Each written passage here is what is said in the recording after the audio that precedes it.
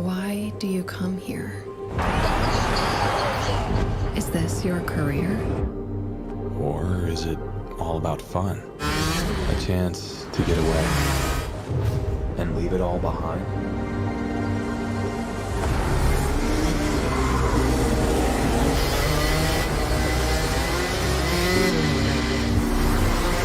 Or do you chase your personal best? Challenging yourself over and over again.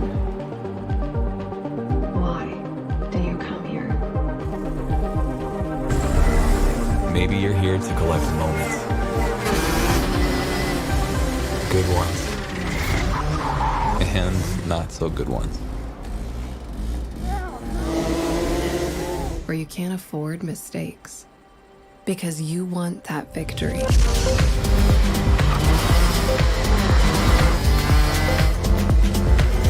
It's all about this one moment when the hard work finally pays off.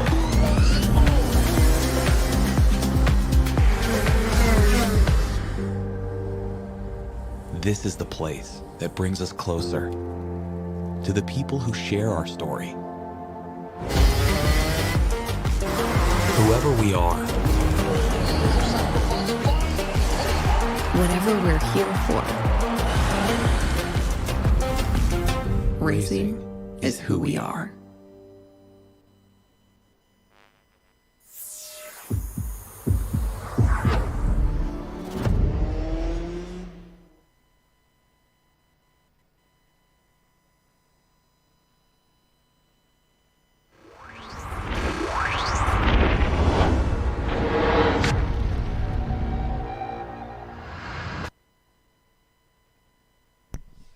Mesdames et messieurs, bonjour, bienvenue sur le circuit du Mans. Au cœur du circuit des 24 heures, pas très loin du circuit Bugatti, se trouve ce tracé splendide de 1384 mètres. Nous avons pour ce jour 2 de la saison 4 du RMCIT le plaisir de vous présenter donc cette épreuve qui sera jour de course, jour de qualification. Encore une fois, les grandes finales auront lieu demain. À mes côtés pour partager ce plaisir et ce bonheur, Henri Boudat, bonjour. Bonjour Jacques, and again good morning and welcome everybody here watching on the 3MK Events live stream and here at the Circuit International Le Mans. This is the 2022 Rotax Max Challenge International Trophy. Now our first race of the day is going to be Heat 2 for DD2 Masters. Myself and Jacques Sabatier will be bringing you 17 races in total today. It's going to be a very long, busy day in the commentary box, a very long and busy day on the circuit as well. Before we get started, however, Jacques, yesterday in the last race of the day, we saw a monumental accident in Senior Rotax for Lachlan Robinson. First things first, Lachlan is okay, and I know he's okay because he's standing here with us. Lachlan, and I said to Jacques, if you could translate for our French-speaking audience as well. So Lachlan, yesterday in the last race today, you were in an accident and drove flat out into a marshal post. The kart was very badly damaged, but are you okay? Yeah, I'm sweet. The main thing was that the team could get the kart ready for today to race again. Obviously, it's a different chassis, but I'd just like to thank the team for all their hard work yesterday getting this one ready. Jay, all the other mechanics who helped strip the car and then rebuild it. So thank you to KR Sport. Voilà, merci en effet à toute l'équipe. Moi ça va, du côté de la santé ça va. Je vais pouvoir courir aujourd'hui grâce au travail qui a été accompli par toute mon équipe que je tiens à remercier. Again, and one last thing. So you got 2 more races today. Good luck. And hope that, again, a thank you for your kind words for the marshals and well done to the team. Good luck today, Lockie Robinson. Thank you, Henry. Thank you. Merci et bonne course. Il a 2 manches qualificatives à effectuer encore aujourd'hui. On est très très heureux qu'il ait pu récupérer d'un crash absolument terrible. On a souvent, heureusement, l'occasion de voir une chose pareille. Il a percuté les protections des commissaires. Fort heureusement, elles ont pleinement joué leur rôle. Le châssis s'est beaucoup déformé. L'avant du châssis n'avait rien à voir avec sa fiche d'homologation. Bon, il est en forme, il est là, il court, il a le moral, tout va bien. So here we go. We'll run through the starting lineup very quickly indeed. 18 drivers now in DD2 Masters. I think that Argentina's Gabriel Zugella has had to withdraw. So yesterday's race winner, Vivian Cusack-Pico and Olivier Paris are on row 1. Romain Manger and Primoz Matelic on row 2. Then Rafael Moro, Harold Watson, Martinus Tankavicius and Carl Cleribo, the top 8. The top 10 rounded out by Mikolos Masinas and Gaston Ricardo Hirsch. Jacques Sabatier, we have like two very, very good races to go today. Obviously, we're sad to see that Gabriel Zugella has had to withdraw. Hopefully he's okay. Maybe an illness, maybe unwell or something like that. But yes, we're going to start out today. Yesterday, in the first heat race, it was a win for, bringing the results up now, it was a win for Vivian Cusack-Pico yesterday. Matelic was second, Rafael Moro was third. An exclusion for Gabriel Zugella, was disqualified from the race meeting. Maybe something to do with a nose cone, so we don't know. But Cusack-Pico, the stepbrother of Nicolas Pico, is going to be starting this one from pole position, and I think Jacques Sabatier bring them to the line. Allez, attention à ce départ. DD2 Master, on vous l'a dit, avec la boîte à 2 rapports qui permet à ces pilotes d'avoir des relances évidemment un petit peu plus efficientes. Cusack-Pico qui va partir depuis la corde. Attention à ce départ qui va être donné sur un format identique à l'habitude. Et c'est parti pour cette première course de la journée, avec évidemment les images du streaming qui vont nous permettre d'apercevoir ce premier freinage. Ça bouge pas mal. Des pilotes qui ont plus de 32 ans, ça se voit pas forcément. Into turn number 1, and again, all 18 drivers get through cleanly. In fact, I think we might just have 17 out there because Martinez Tankavicius, I don't think, has gone out. But into turn number 2, the Curva de Duchan, underneath the trees. Now they go round 2, 3 into Pif Paf, which is where we are now. Out of Pif Paf into the turn 5 S's. It looks like Vivian Cusack-Pico has made a good start. Now we're out to the banking at turn 7 on this 1,384 meter circuit. But no, it is Pico and the other Tony Kart driver of, I'm trying to see who that Tony Kart driver is. Is that Olivier Paris in second position? I know it's Primoz Matelic is in third. It's the Lando Norris kart of Olivier Paris in second position as they come out of Grandstand Curve to complete lap number 1. Allez, c'est parti pour cette première attaque de Paris. Paris qui va se glisser à la corde, mais ça ne passe pas. La trajectoire se ferme. Les portes et les fenêtres se sont fermées sur le nez d'Olivier Paris et non pas Panis, comme on l'a dit plusieurs fois. And it's actually Romain Manger in second position of a 7-2-4. So Manger, the World Endurance Championship bike team manager. But it's Manger in second. Paris is down to P5. Ah d'accord, départ difficile de l'extérieur, donc ça devient de plus en plus fréquent, c'est dit. Partir troisième va être un avantage évident, peut-être plutôt que d'être sur la deuxième position et donc à l'extérieur. Romain Manger qui a connu des soucis dans une des manches hier, visiblement est bien réveillé ce matin, après une qualification chronométrique qui aurait pu le placer en pole position et ça n'est pas manqué beaucoup.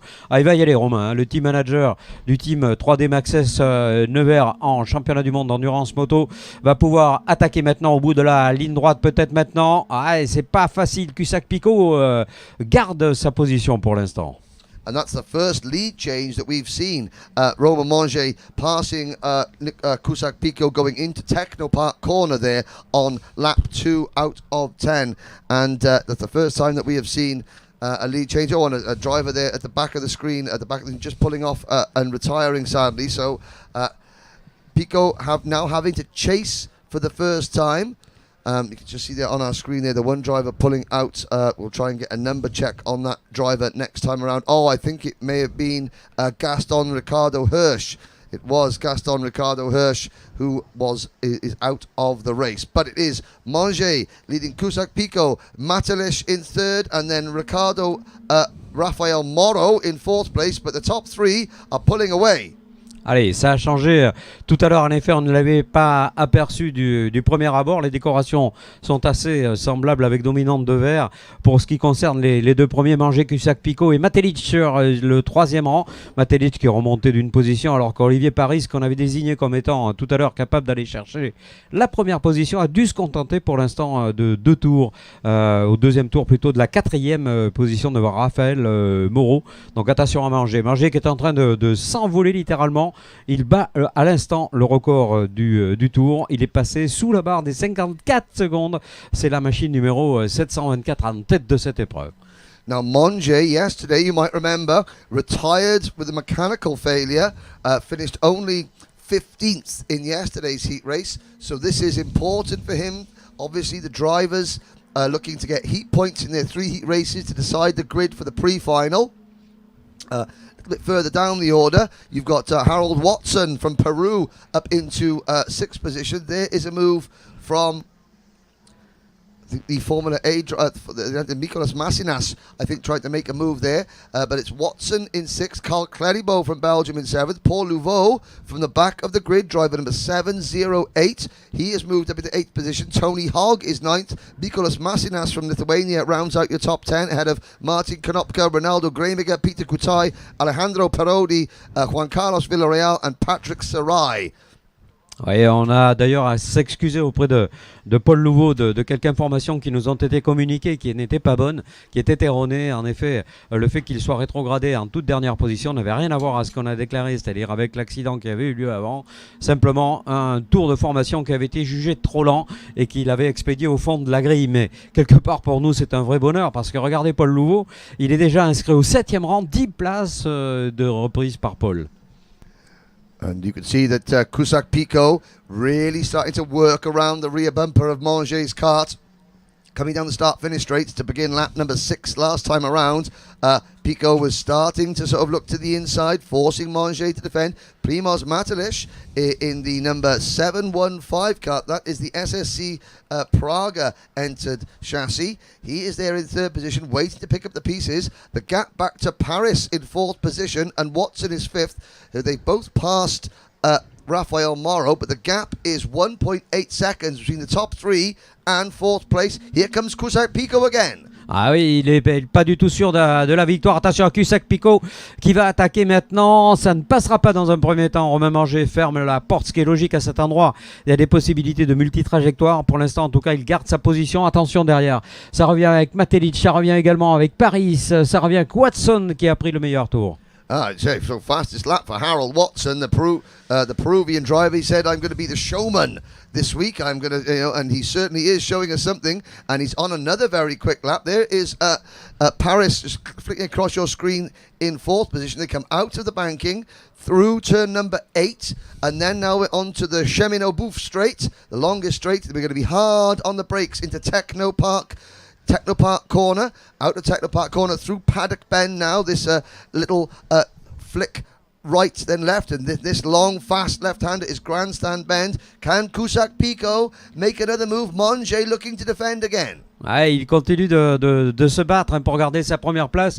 Henry nous le disait, hier il a chuté dans une des manches pour des raisons mécaniques, donc il n'y était pour rien, mais il a marqué beaucoup de points, donc ça le fait reculer évidemment sur la grille. Pour l'instant il tient bon le cap, mais on sent bien que Cusack Pico est très légèrement retenu. On voit pas très bien à quel moment il va pouvoir tenter quelque chose. Combien reste-t-il de tours? Il va rester 2 tours et demi dans cette épreuve, toujours dominé par Romain Manger, auteur d'un excellent départ parce qu'il partait en 2e ligne. Il a réussi à garder le pare-choc arrière du leader. Ce sera peut-être une leçon à retenir sur les stratégies à appliquer sur ces tentatives de dépassement qui ne manqueront pas d'être omniprésentes. Et l'attaque de Cusack Pico, ça passe. Ça s'est passé justement au Technopark.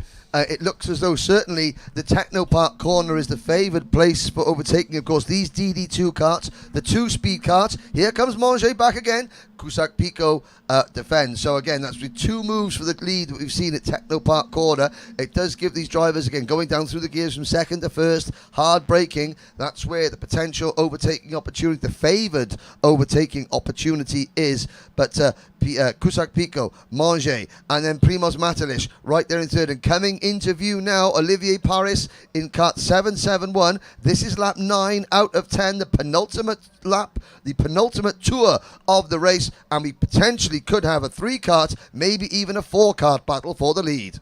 Et parce que le quatrième, il se bat bien. Record du tour encore pour le pilote Olivier Paris, même si évidemment ce qui crève l'écran, c'est cette explication qui s'est transformée d'un duo en trio avec Cusack, Pico, Manger, Matelic, qui sont en train de se regarder, de s'observer pour aborder maintenant le dernier tour. Ça reste pour Cusack, Pico. Il aimerait bien aller chercher les 0 points, hein, Romain.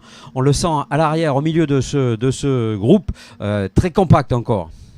Into the curve de Duchan and underneath the trees. There you go on the left-hand side of the drivers. Now into Pif Paf.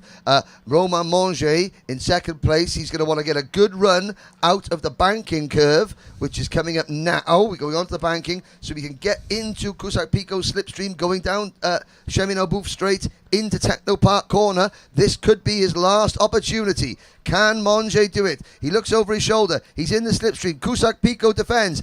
And Cusack Pico defends. 2 corners to go. It looks like it's going to be 2 wins out of 2 for Vivienne. Cusack, Pico, they come out to the final corner. Across the line, Pico wins. Manger second. Matelish is third. Paris is fourth. And look who comes home in fifth from the back of the grid once again, Paul Leveaux.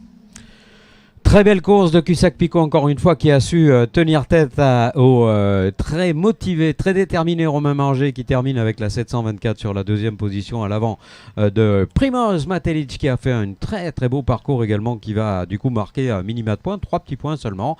Olivier Paris, détenteur du meilleur passage en course, eh bien, prend le 4e rang et Paul Leveaux, le retour extraordinaire de Paul. Paul qui a remonté de 12 positions et qui place la machine 708 au 5e rang à l'avant Harold Wilson qui était parti justement à cette 6e place. Il termine à cet endroit. Une place de mieux pour Karl Clairbeau pour la 7e position. Raphaël Moreau termine 8e, 9e place pour Nicolas Mazinas. La 10e position pour Martin Tonopka. Ensuite Parodi, Hogg, Gramiger, Juan Carlos Sarai, Jutei, Gaston Ricardo et Tanka Vecius, malheureusement qui n'ont pas vu le drapeau damier, ni le 706 ni le 701. So there we go, Jacques, just taking you down the results of the full race. Let's have a look at some of the replay. Well, Manger took the lead from Pico early on, but this is where Pico fought back, and you can see as the drivers in these 2-speed karts, he ducks out of the slipstream and then hard on the brakes, flicks down through the gear and into the inside line going into Technopark. That was the race-winning move, but at this point you could see Olivier Paris in the background, and coming out of the final corner, you can see how much closer Olivier Paris had got. But Manger, again, Pico checking over his shoulder just to make sure that he doesn't have to defend onto the start-finish line. Now, before we get underway with the next race, while we look at those, of course, for the competitors here, this is a chance to get some memories of the event. Now, we do have, there's a whole team here from PH24, the photographers. So PH24, there are lots of the team members. They're in luminous yellow, dotted around the circuit. You can see some of them down on the pit area. We've got DD2 coming up next. But please go to www.ph24.it. www.ph24.it. You can see them there with media on them. They're taking lots of photos and they give booklets and calendars and all sorts for all the drivers here at the circuit.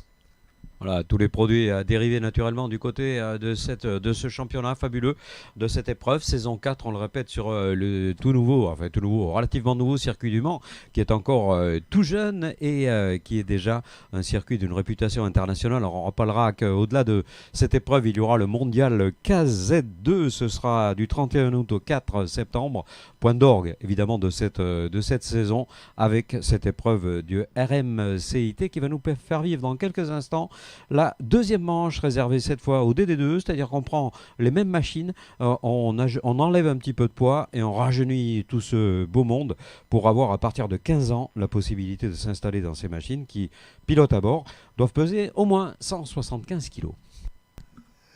Now, yesterday we had one DD2 heat race yesterday. We're looking at the grid, a full grid of 31 drivers.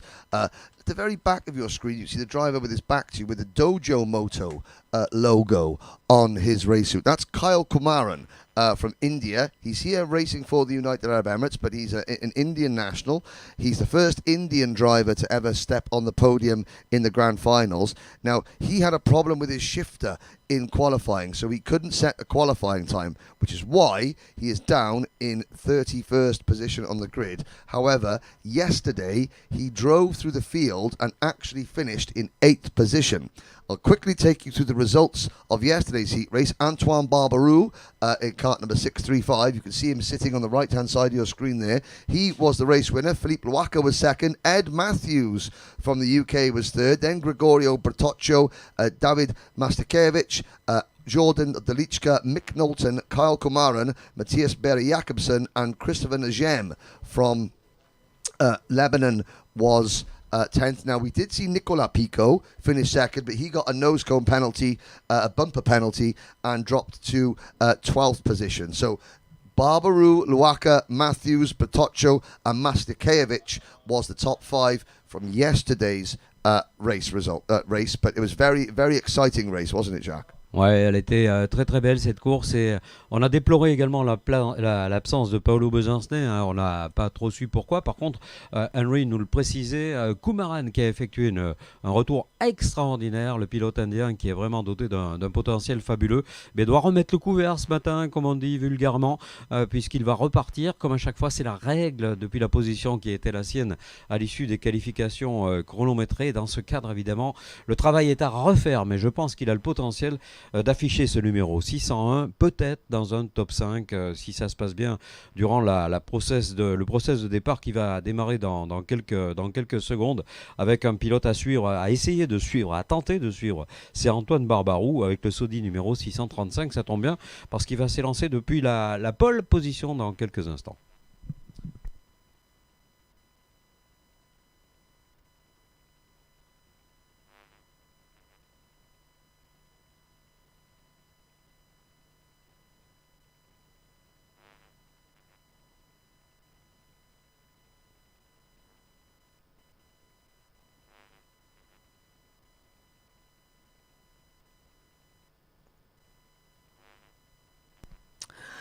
And now, looking there, we'll take you through the starting lineup very shortly. But see, they're standing in the centre of your screen there with the Team France race on. That is Paolo Besencenet, due to start second. Well, he's about to start second.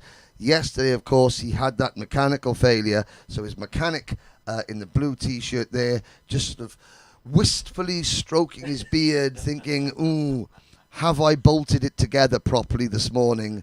I hope. Looking at the kart, that Birol ART chassis. No, let's have a little look. Yep, the nose cone's on. I've put the tyre on properly. Paolo is just watching this, thinking, I pay you to do this kart. Do this kart properly. Ah ouais, l'explication d'Henry, j'espère que vous l'avez compris. C'est absolument génial. Ouais, c'est le doute qui règne dans la tête du mécanicien là, après les problèmes d'hier. Il se gratte la barbe et il se dit ouais, j'espère que j'ai bien tout serré, que tout va bien se passer cette fois-ci. There we go. Okay, so let's take a look at the starting lineup. Pole position for France, number 635, Antoine Barbarou, and alongside it, number 605, Paolo Besencenet. On row number 2 from Denmark, it's Matthias Bjerre-Jakobsen, and from Switzerland, it is Philippe Loacker. Ligne numéro 3 maintenant avec côté corde David Maskalevich, le pilote polonais aux côtés de Jordan Dolichka. Sur la ligne suivante, attention, un pilote qui a été disqualifié, reculé sur la ligne de départ, c'est Nicolas Pico. Il termine second hier, donc potentiellement il peut aller chercher éventuellement une victoire, on va savoir ça très vite. Christopher Naim sera là, le Libanais, à ses côtés pour le Birel numéro 666. À ce jeu-là également, on va suivre bien entendu ce garçon.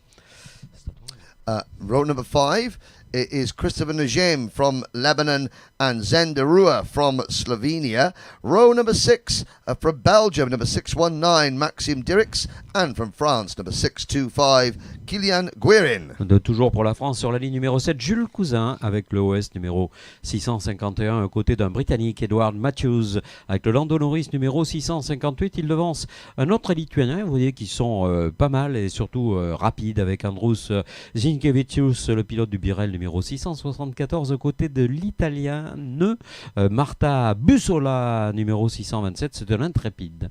Row number 9, Mick Knowlton from the Netherlands in kart number 603, and from Lithuania, Ferapont Barinov in kart 657.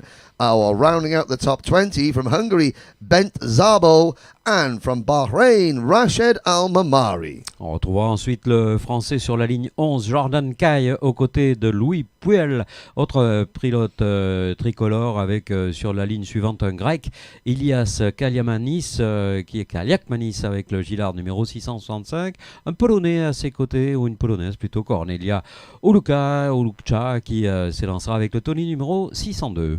Row number 13, Clement Daniel from France, and from Slovenia, Kolmanic Matic.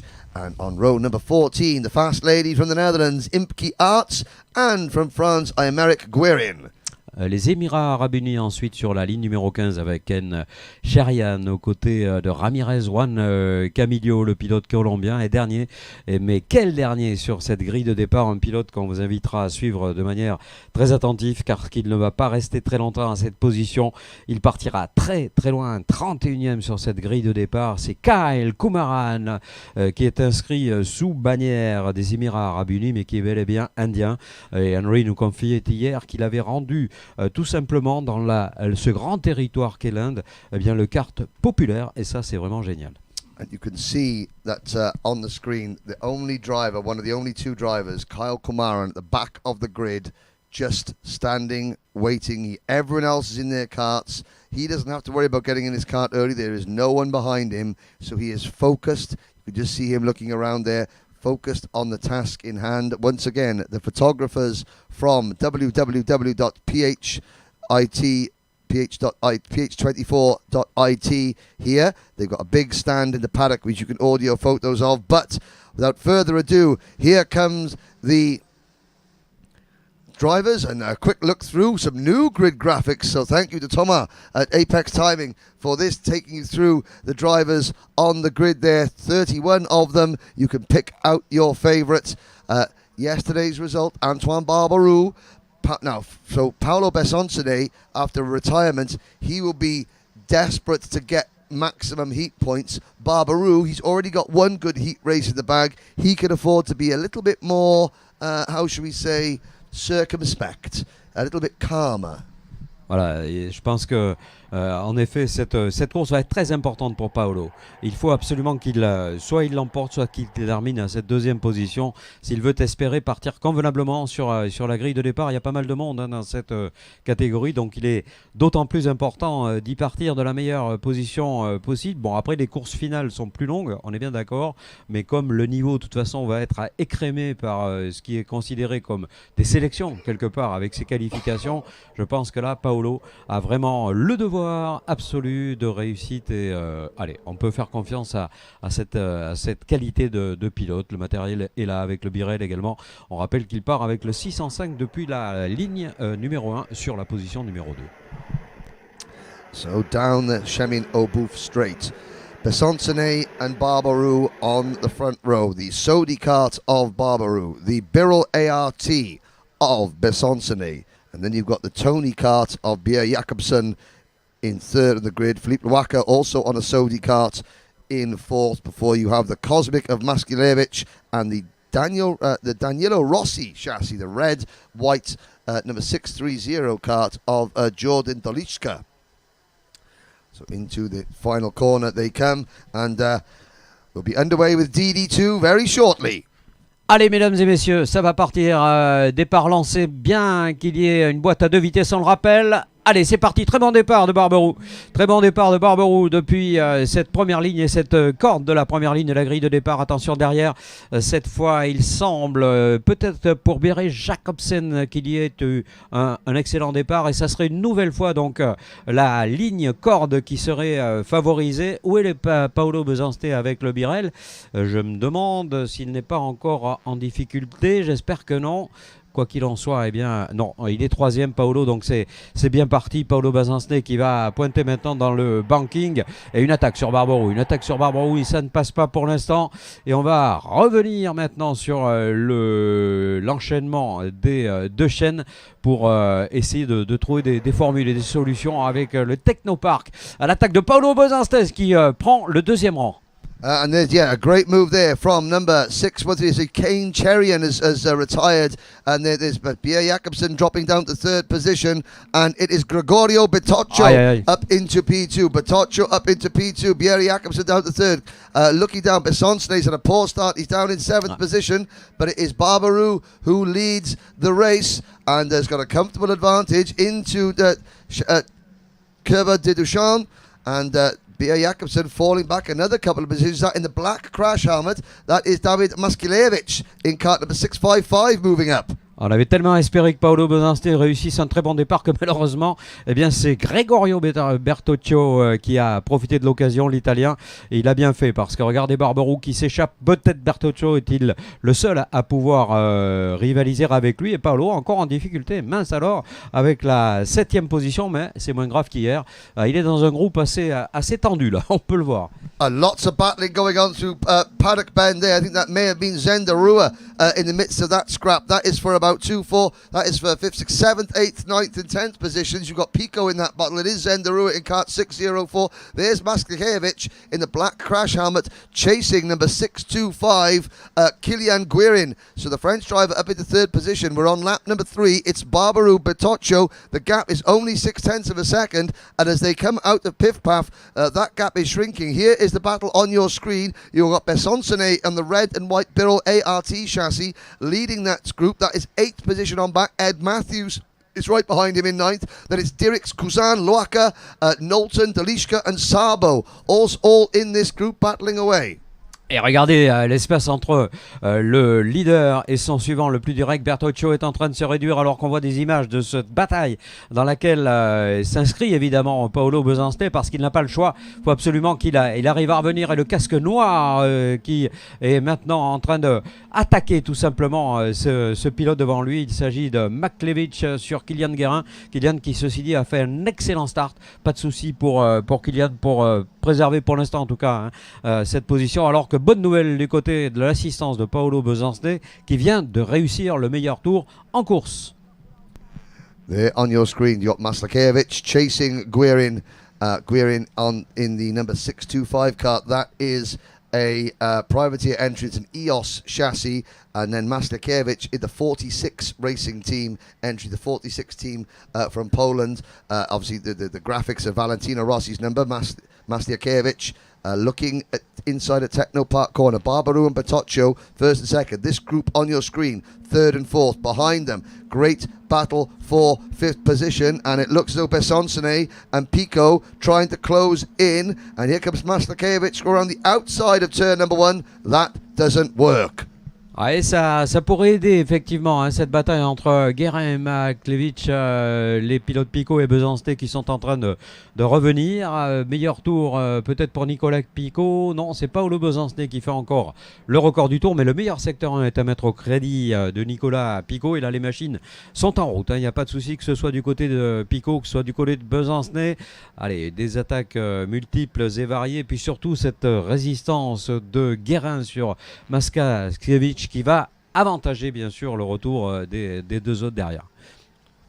Through Technopark into Paddock Bend once again. Maslakevich now up into third position. He's gone past Guirin on this lap. The top two, there's Barberou just checking over his shoulder, followed by Bertoccio. Gregorio Bertoccio, kart number 633. That is the Vinicio Bertoccio entered kart. It is a Tony kart chassis, but with a very different graphics kit, not your traditional graphics kit. And look at now Besonsone and Pico. So two of the most aggressive drivers in the class working together. Christopher Negem from Lebanon sets the fastest lap of the race. Behind them, Matthews runs 10th. De Rua is 9th. Kuzan, Knowlton, Luaka, Dolishka, then Almamari, Zabo, Kali, Busala. Negem is 19th. I'm looking down to see where Kyle Komaran is. The answer is there's been a problem. Kyle Komaran is still only position 29.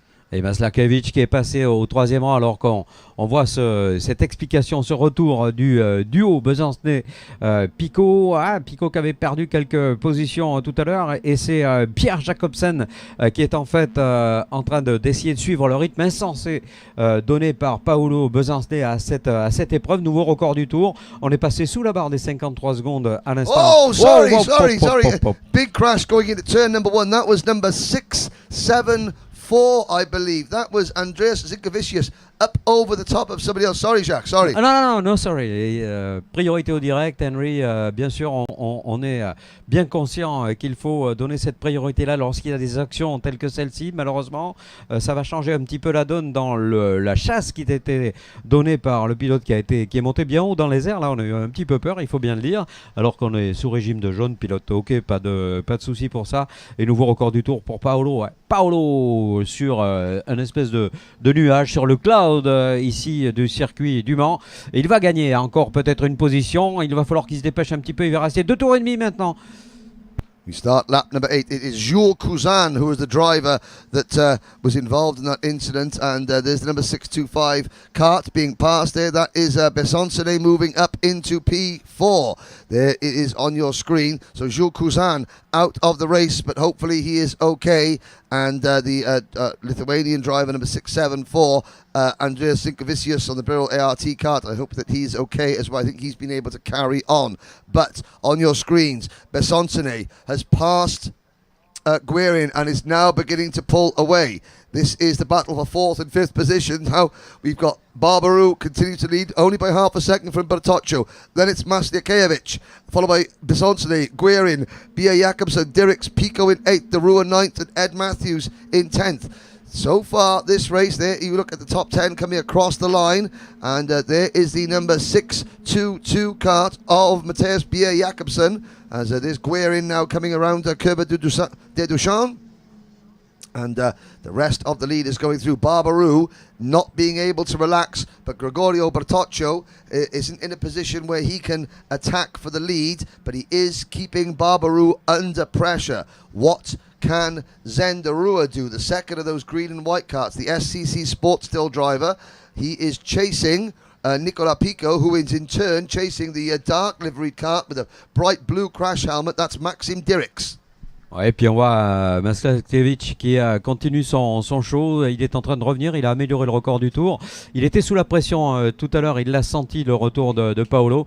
Et je pense qu'il est pour l'instant l'un des plus rapides, si ce n'est le plus rapide. C'est Paolo qui reprend le meilleur tour. Mais dans le groupe de tête, clairement, il est à la 3e position. Wow, il aurait pu tenter une attaque là. Il a été prudent par rapport à Bertoccio, l'Italien, qui ne ferme pas les portes pourtant. Hein. Il sait très bien que défendre une place est intéressant, mais la défendre à tout prix n'est pas forcément de la première intelligence lorsqu'on est dans la phase d'une qualification comme aujourd'hui. C'est la 2e manche pour ces DD2 et le niveau est très très bon avec Paolo Besancenay, vous le voyez, qui est en train de revenir également. Paolo qui occupe le 4e rang et notre ami Maslakevich va être obligé d'attaquer, hein. Il est contraint à l'attaque et ça va peut-être passer au Technopark. Yeah, Maslakevich trying everything he can these last couple of corners, and Besonsone is right there as well. The checkered flag though comes out. It's going to be Barbaru who takes the win. Bertoccio just holds on to 2nd position, so close from Maslakevich. Besonsone, the rest of the field coming across the line now. You can see, and tyre smoke back in the pack there. Drivers closing in together, but that is 2 wins out of 2 for Antoine Barbaru. Quick look down the order. Gregorio Bertoccio 2nd by 0.05 of a second from Poland's Dawid Maslakevich. Then Besonsone in 4th. Guerin is 5th. Bia Jakobsen 6th. Dirks in 7th, followed by Pico in 8th, Derua 9th, Edward Matthews is 10th, then Dolishka, Knowlton, Kaye, Najem, Busala, Almamari, that's your top 16, Bent Zabo 17th, Cornelia Olkuchka is 18th, Imke Arts 19th, Philippe Luaka from the second row of the grid drops all the way back to 20th place. And looking down there, Kyle Kumaran only got as far as 26th in that one. 29 drivers finished. Jules Cousin and Kane Cherian failing to see the checkered flag. So another dominant win for France's, let's say not dominant, but comfortable for Antoine Barbaroux. Oui, encore une victoire d'Antoine Barbaroux, certes un petit peu moins évidente qu'hier. Bon, peut-être en garde-t-il un tout petit peu sous le pied. En tout cas, on a bien vu Bertoccio, l'Italien, qui termine au 2e rang. On a bien vu également Maslakiewicz, le pilote polonais, qui lui a fait une très très belle course. Paolo Besançon au 4e rang. En ce qui concerne Kylian Guérin, eh bien, ça a été une très belle course également, puisqu'il partait assez loin. Il partait 12e sur la grille de départ. Il devait inspirer Jacobsen, le pilote danois. Digrix est à la position de 7e et il devance Nicolas Picot un petit peu plus en difficulté, semble-t-il. Xanderou termine 9e et la 10e place pour Edward Matthews, le pilote britannique. Now we're having a look at the replays, some of the actual replays. But Jacques, today we're very lucky to be joined out on the terrace by Rotax's Genway. There is a look at the incident between number 674 kart of Lithuania's Vinicius and Jules Cousin. But this is, and then there is the look at Barbaroux crossing the line. So close between 2nd, 3rd and 4th. But yes, so Jen Wade from Rotax is joining us today out on the terrace, and she has got her first driver to interview. Jen, how is looking out on the terrace? Who have you got with you? Well, it's looking fantastic. I'm really excited. I think I've got pole position on the terrace. Got my own space here, so welcome everyone to Le Mans. And of course, the RMC International Trophy. I've got pole position. Dragos, how are you? How are you feeling yesterday? In Minimax, obviously, you took pole position. So maybe you can tell us a little bit about how it was and how you're feeling to be here at Le Mans. Yeah, Le Mans is a nice track, especially the corners. They're very technical. And yeah, I'm very happy to be on pole because, yeah. Of course, you're happy to be on pole because you're at the front, and it's really, really tough racing out there, isn't it? Yes, it is. Yeah. Especially when the field is so near, like the top 5 in 1/10 or like that. Yeah, the top 5's really near. And of course, yesterday watching the racing in the heats, I was like, oh my goodness, it's really close. There's nothing between you guys. I know you're from Austria, of course. I've seen you here before, one time before. And also racing Euro Trophy, you know, you were at the front in the past. So I think you're one of the favourites. Did you think you'd be on pole? I don't think I would be on pole, but you know everything can happen when the field is so tight, and yeah, we're lucky. Very lucky, but I think you're in a good position. It's great racing, nice weather. What do you like about this? I mean, we've got race cars going past. Isn't that cool? Yes, it is. You can, if you don't drive, you can watch these cars, and yeah. I saw all the kids on the fence, and I'm thinking, okay, they're not watching the DD2, they're actually watching the Porsches and everything go by. But it's really nice to see you here, Dragos. I know there's lots of people at home watching. Anyone you'd like to say hello to? I would say hello to my classmates because they're supporting me, and yeah, hi.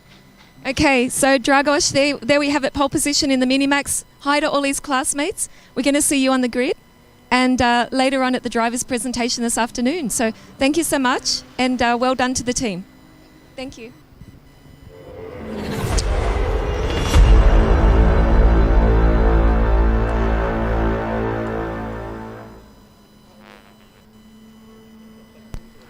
Well, thank you very much, Jen, and thank you to Dragos as well. And again, it's great to see be able to interview some of these drivers. But the next race up is Junior Rotax qualifying Group A and C. yesterday, Jacques. Again, so much action in juniors. Looking at the results, Christopher Fagali, who we're going to see in this race. No, we're not going to see Christopher in this race, but Christopher Fagali won the first heat from George Kafantaris, Colin Varshney, Maxence Bouvier, and Tino Sidler. In the second heat race yesterday, Maxim Shurko was the win from Kasper Shermans, Leon Zelenko, Romeo Roussel, and Matthew Davenier. Ouais, les manches qui ont été très disputées, peut-être les manches les plus chaudes de ce qui sera ce championnat. On verra, il y a un très très bon niveau, il y a beaucoup de monde, il y a une grande détermination. Beaucoup de ces pilotes viennent du mini et suivent les échelons comme il se doit. On a vu un Austin Lee qui a été en légère difficulté hier. On verra, on espère, pour le poleman qu'il y aura une très belle course à accomplir aujourd'hui. Naturellement, il va falloir compter avec ce groupe très animé. D'ailleurs, le petit jeune qu'on a vu tout à l'heure interviewé par Jen a été très clair là-dessus. La course n'est pas finie, même si on sait qu'on a le rythme, il va falloir aller jusqu'au bout et tout peut arriver. Well, before we bring you to the starting lineup, we can just see there, I think the interviews, Jacques, are coming thick and fast. I think we have one more driver to hear from very quickly before we bring you to before we bring you the starting lineup. Jen Wade, you have got another driver we want to say quickly hello to. Go, take it away. Yes, I do have another driver. Now, Lenny is pole position in Micromax. And Lenny, my French, je ne parle pas français. So I'm going to hand it over to Lenny in French. Pole position yesterday. Are you excited? Oui, je suis très content d'être en pole position. J'adore le circuit et je suis très content. And what about racing here at Le Mans? Is it exciting for you to be here? Are you happy to be at the circuit here in France? You like racing at the International Trophy? Just got some translation happening here. At the International... Ce que j'aime bien dans la RMCIT, c'est quand les courses et quand on se bat bien en course. He loves it, he said. So my French is a little bit clicking in there after a few days. Lenny, we're going to say congratulations and good luck today in the racing. We see you on the track. Merci.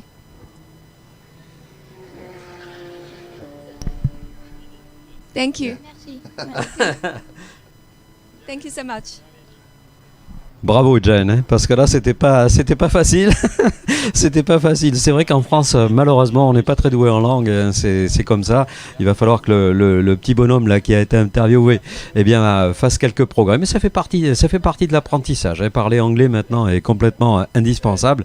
Et Jen a fait ça très très bien. Et on a vu ce jeune pilote nous confier en effet qu'il aimait la piste, il aimait la course, il aimait le Rotax et le Rotax Max et Challenge International Trophy en particulier.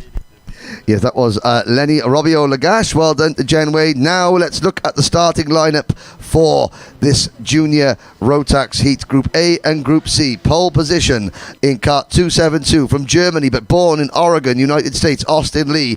On the outside of front row, Mateo Radenkovic, who retired from his first race from Belgium in kart 299. Row number 2, Philippe Falk from the Netherlands and Scott Marsh from the United Kingdom. La ligne numéro 3 maintenant avec un Allemand, Noah Jensen, dossard numéro 281 aux côtés d'Alexander Buginovic pour parler du Tony numéro 260. Ils ont devancé pour la quatrième ligne maintenant du côté gauche Tino Sidler, le pilote Exprit, c'est un Suisse.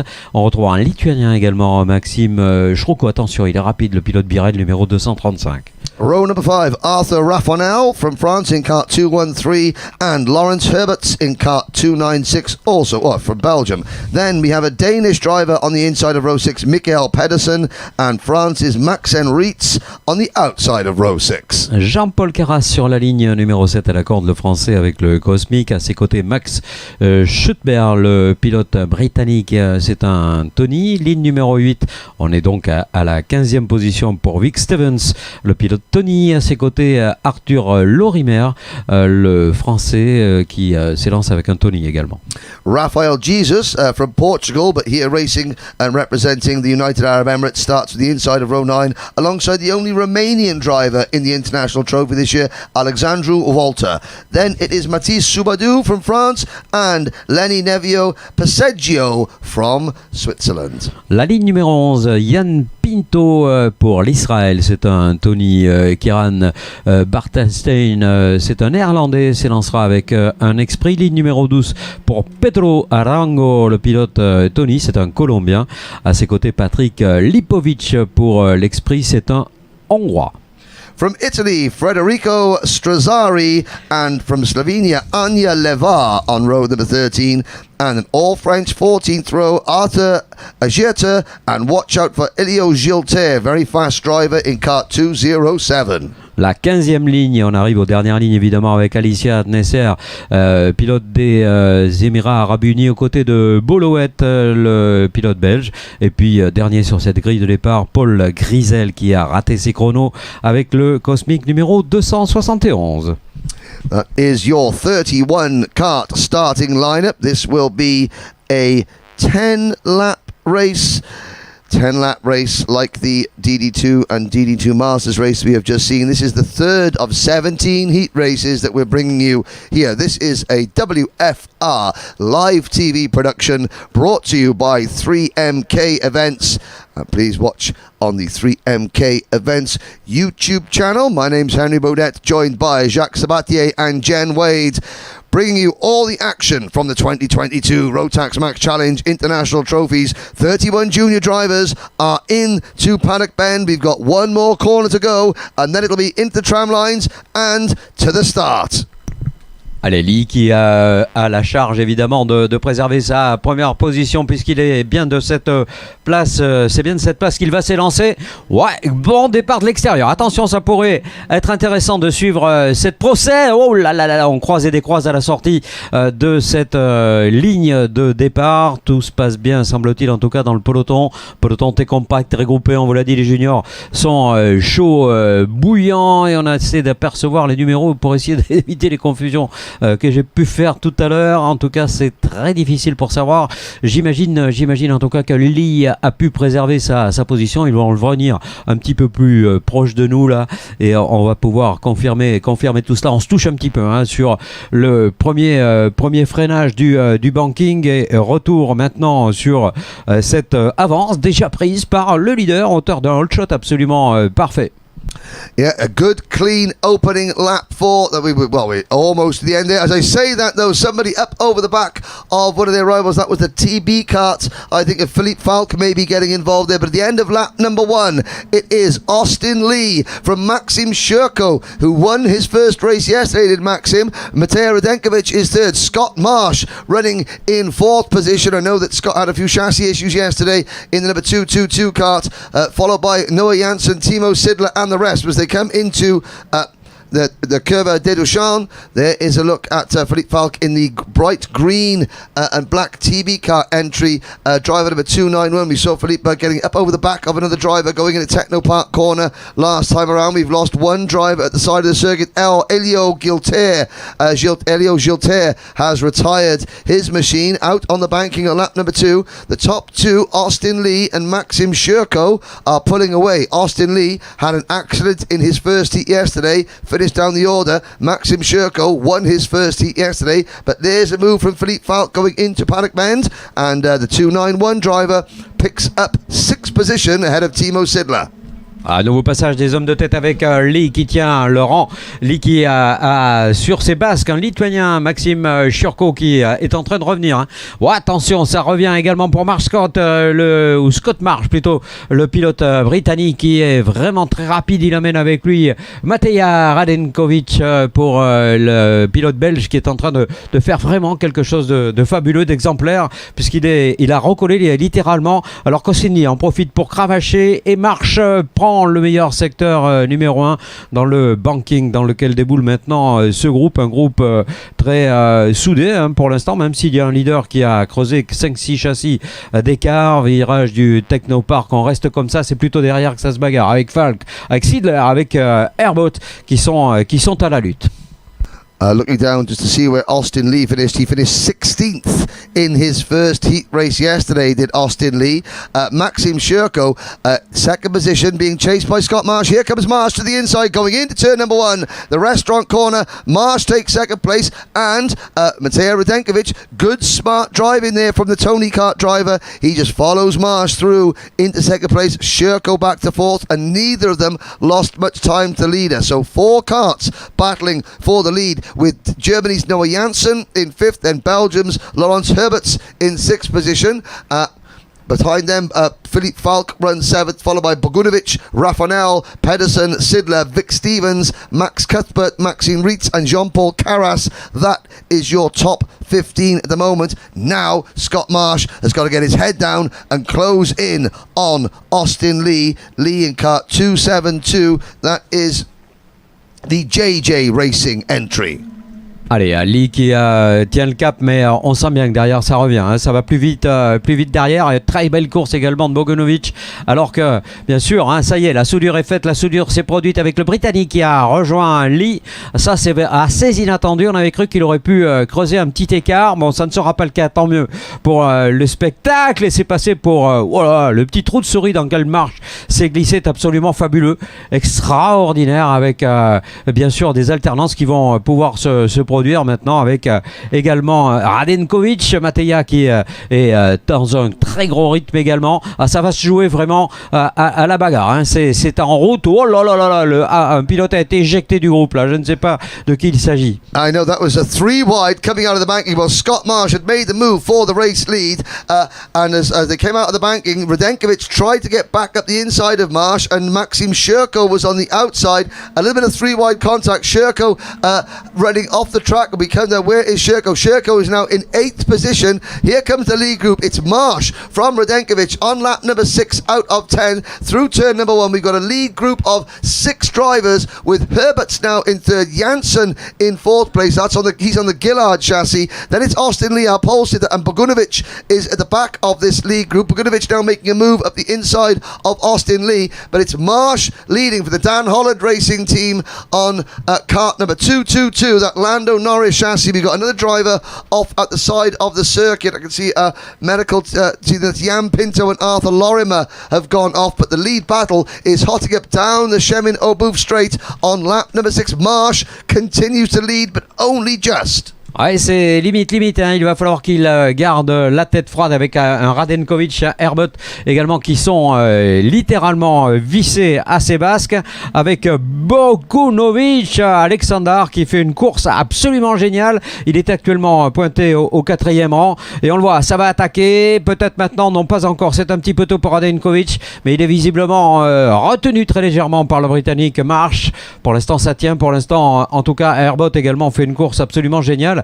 Un groupe de tête dont les Français sont bien absents, hein. On a le premier Français, on le retrouve seulement avec Arthur Rafanel au 10e rang. Là c'est dur dans cette discipline, dans ce groupe au moins, avec c'est vrai un leader, Lee, qui a dû concéder à l'ambition, à la détermination, à l'attaque tout simplement. Attention justement au freinage du Technopark, on croyait que ça allait pouvoir passer à l'aspiration, ça ne passe pas pour l'instant. Yep, Radenkovic looking very, very closely at the rear bumper of Marsh's car. Coming into Technopark corner, following him through Paddock Men now into Grandstand Curve, and in 3rd position Laurence Herberts in kart number 296. Watch the other driver on the Tony Kart chassis there, chasing number 299, Matej Radenkovic. Radenkovic for the Bouvin Power team, and certainly the Bouvin having a lot of power, but Scott Marsh has got Dan Holland Racing Time Racing engines waft. Now that is the term we use in the UK to describe lots of power in the engine.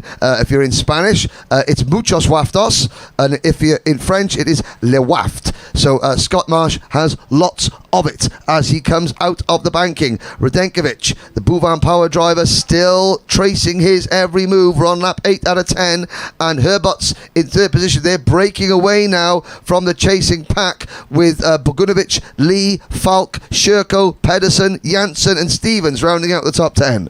Attention, Sherko qui est sur un très très grand rythme, un meilleur tour tout à l'heure. Est-ce qu'il renouvelle cette performance? Non, c'est Philippe Falk qui s'en empare maintenant. Il est tout simplement en train de revenir, alors que devant, eh bien, les choses se modifient quelque peu et on a à nouveau une prise de pouvoir pour Mateja Radenkovic qui vient de s'emparer de la tête de cette course. Est-ce qu'il va pouvoir, maintenant qu'il a fait sauter le bouchon marche, eh bien, aller tout simplement prendre une avance confortable? Ça me paraît pas probable, hein, si on examine cette situation qui est celle du chasseur ou du chassé. Pour l'instant, le chasseur serait marche, donc il a peut-être une situation un petit peu plus confortable côté visuel, en tout cas freinage du Technopark. On ne change pas les positions des premiers. Radenkovic, on a marche ensuite, et puis le retour, on l'a dit, hein, d'un pilote, Felipe Falk, attention, qui est très très rapide actuellement. Marsh, Radenkovic making the move on Marsh at this point on the circuit last time around, going into turn number 1. We start the final lap. The lead pack spreading out behind, but this is Mateja Radenkovic from Belgium versus Scott Marsh. Scott Marsh signaling to Mateja saying, go, keep pushing, because both these drivers need a good result. Radenkovic retiring from his heat race. Marsh getting involved in an accident and finishing down in 11th or 12th. They go past the Curve de Doshan, in through Pif Paf now, out of turn number 5, little turn 5 S's. Out towards the banking at turn number 7. Marsh not attacking, Radenkovic not defending, and that is keeping them away from Lawrence Herbert's in third position. Now they come onto the Chemin-au-Boeuf straight. Marsh still signaling, saying, go, I'm not going to make a move. And Scott remains true to his words, but Radenkovic is defending. Marsh is having to crawl over, and this is allowing Herbert's, and it's allowing Lee to close in, and Bogunovic. They're going to come out 4 wide, 4 abreast to the line, and Radenkovic holds on. Marsh takes second, but you saw there just how much closer Herberts and Bogunovic got on the last lap when Radenkovic began to defend. Ah, quelle course incroyable, ça on vous l'avait un petit peu dit, hein, ça va être peut-être la course la plus animée, peut-être la catégorie la plus excitante, on va voir, hein, je ne sais pas. Mateja Radenkovic en tout cas a fait montre de beaucoup de talent, un équilibre constaté également pour Marsh qui gravit les échelons peu à peu, et un retour extraordinaire de Lawrence Herbert, le pilote belge qui a réussi à s'inscrire à la 3e position avec 7 rangs repris depuis le départ, 2 positions de reprise pour Bogunovic qui se retrouve 4e. La position de 5e alors qu'il partait en pole et qu'hier sa première manche a été compliquée, c'est Austin Lee qui n'arrive pas pour l'instant à retrouver la voie du succès. Maxime Sherko partait 8e, il termine 6e. La 7e position pour Mikkel Pedersen, le pilote danois, lui aussi a repris 4 ans. Ça a été bien difficile pour Philippe Falk, un petit peu également pour Noah Janssen. Par contre, belle course de Vic Stevens, l'autre pilote belge, il y en a 3 dans le top 10, il termine 10e. So there is a look on your screens at the final finishing order.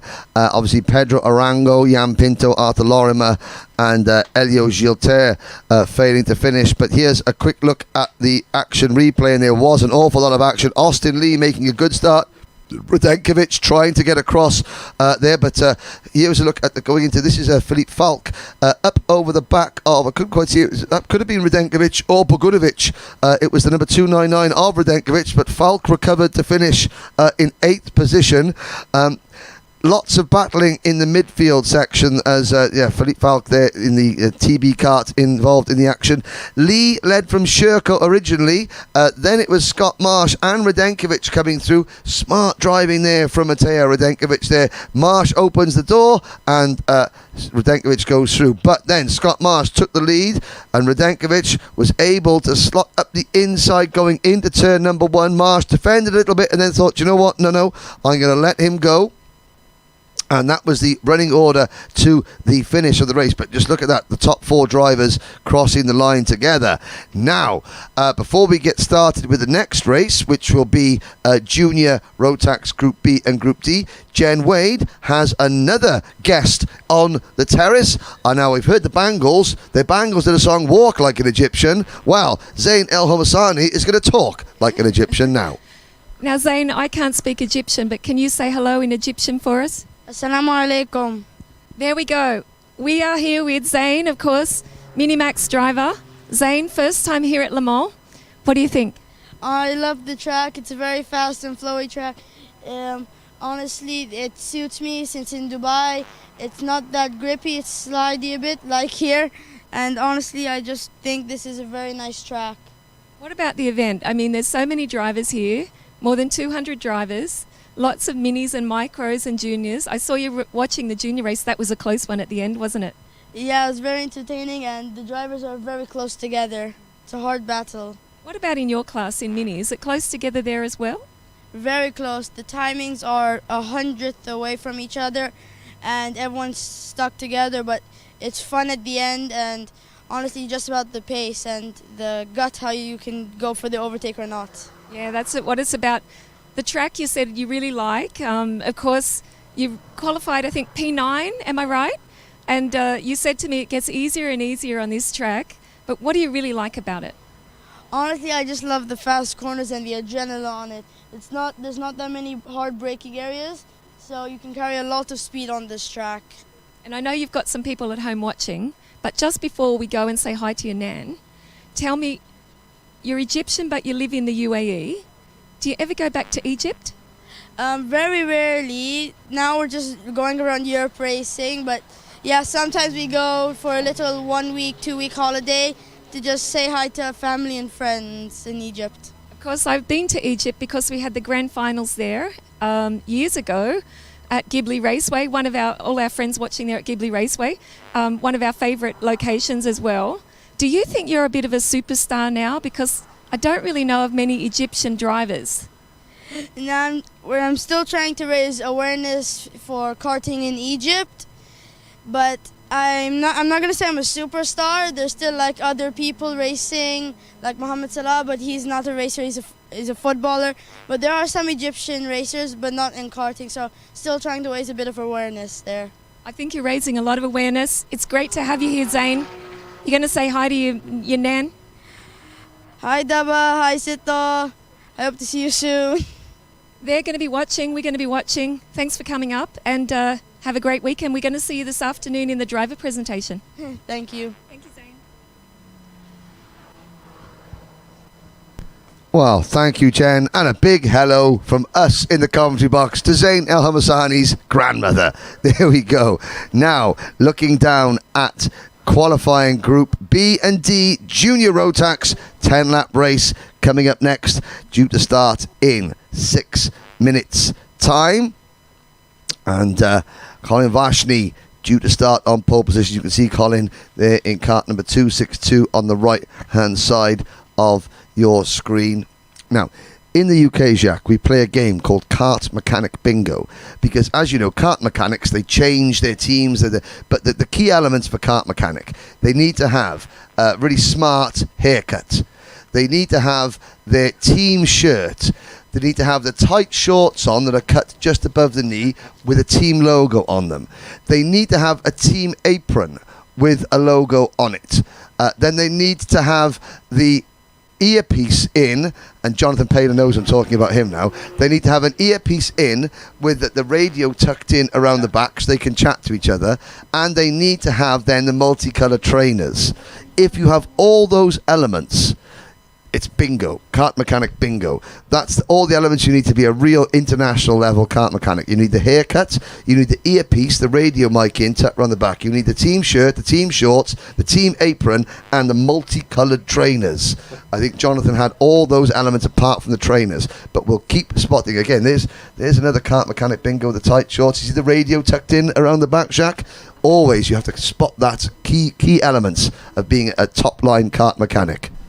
Ouais, c'est assez nouveau de voir des mécaniciens qui sont comme cela impliqués au niveau international. Eh bien, il faut tout l'apparat, n'est-ce pas, qui est associé à tout cela, y compris et surtout les radios. Mais un jour, il nous disait, il n'y a pas que ça. Il y a la tenue, il y a les logos, il y a les partenaires, il y a les sponsors, il y a la taille du short, il y a la coupe de cheveux. D'ailleurs, ce mécanicien-là ressemble un petit peu à Kevin Magnussen. Je ne sais pas s'il y a des liens de parenté. En tout cas, non. On plaisante, mais il s'agit tout simplement vraiment de courses de très haut niveau. Donc tout doit être absolument parfait pour que tout se passe bien. J'espère que tout va bien se passer. On le rappelle, c'est une manche junior, donc redoutable. Well, I think we've got a couple of minutes to go, but I'm not sure if Jen has got another guest out on the terrace. I'm just having a quick look, a quick chat, maybe, Jen, on the terrace? Yes, a quick chat. Antoine Barbaro, of course, pole position in DD2. He's run up here after that exciting race. Congratulations, and for yesterday, pole position. Thank you. It was pretty good. The kart was pretty good too. All was good. The engine. It was just a perfect day yesterday. Today we will try to do the best too. We will see. I think you're keeping everyone on the side of their seats, really, because the racing has been so close and right to the checkered flag. We're watching the last one. But tell me, you know this track very well, I'm sure. Yeah, I already raced there the last year. Then it's a good track, and there are good opponents too. Then it's going to be a good race. How are you feeling now, thinking about tomorrow for the finals? Pretty well, actually. Yeah. And the team, they must be really happy. Yeah, they are all happy. My dad, my manager, all the people with me are happy. Even my friends, then it's perfect. What's important for you? What's the goal this week, apart from winning? You want that ticket? Yeah, I want that ticket. I think all the drivers want to be to this race, and we will do our best to have this. Okay, well, we're going to wish you luck. Thank you for coming up. Thank you, Antoine, and good luck to everyone in the team. Thank you. Merci, Antoine. Thank you very much, Jen. And now a quick look at the starting lineup for Junior Rotax qualifying Group B and D. Colin Vashny from Poland and Romeo Roussel from France on row 1. Christopher Figali from Lebanon and Oscar Guccio on row 2. Ligne numéro 3 pour Georgios Kafankaris, le pilote grec, aux côtés de Baptiste Michardière, le pilote français. Ligne 4, Alan Lanfray, lui aussi pour la France. France toujours pour Tom Dussol.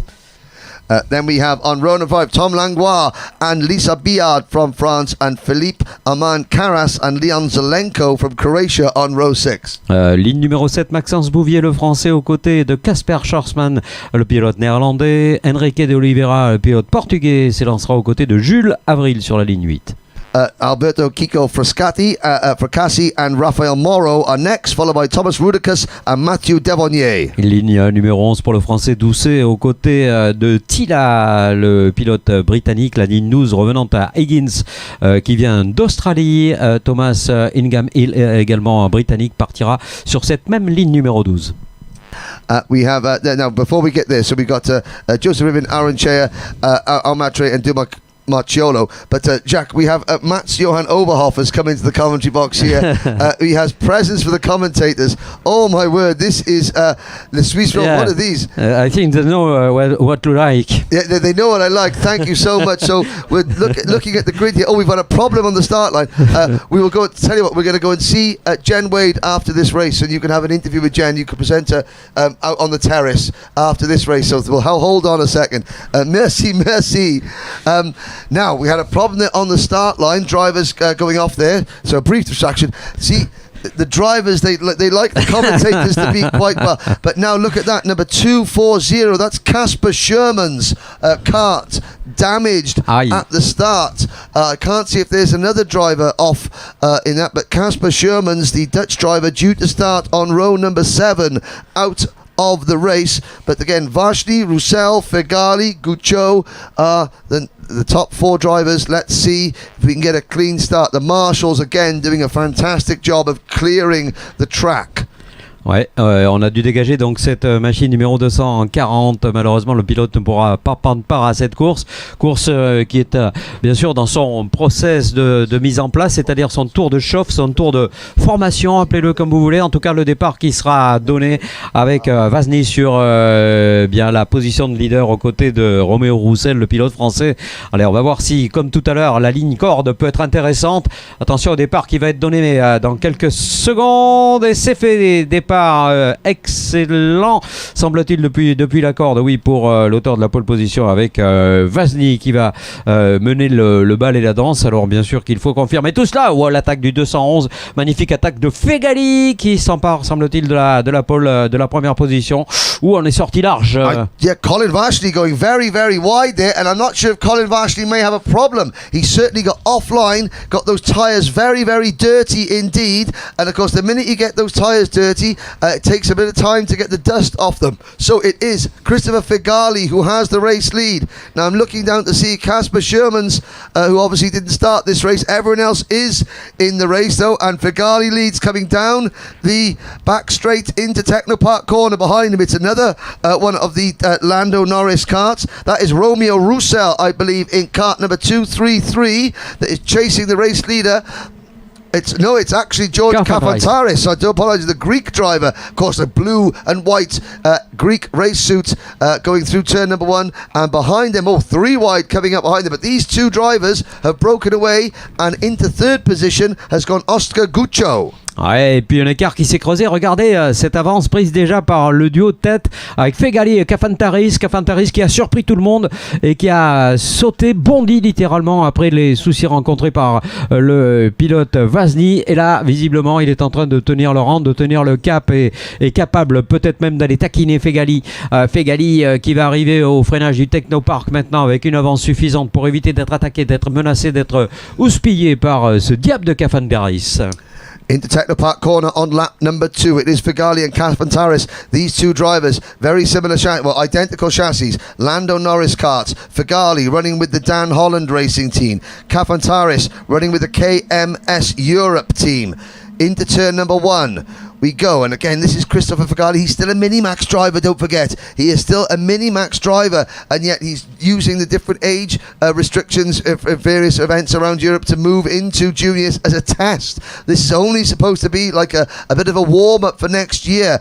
He wasn't, they didn't expect him to go this well, but going this well he is, and look at the gap they've got. It's a huge lead back to Guccio in third, Roussel, Langlois, Vashni, Zelenko and Michaudere in the next group behind. Ouais, c'est vrai que les écarts sont creusés. Oscar Guccio qui pour l'instant est solitaire troisième. Pas de tentative pour le moment pour Kafantaris sur Fegali.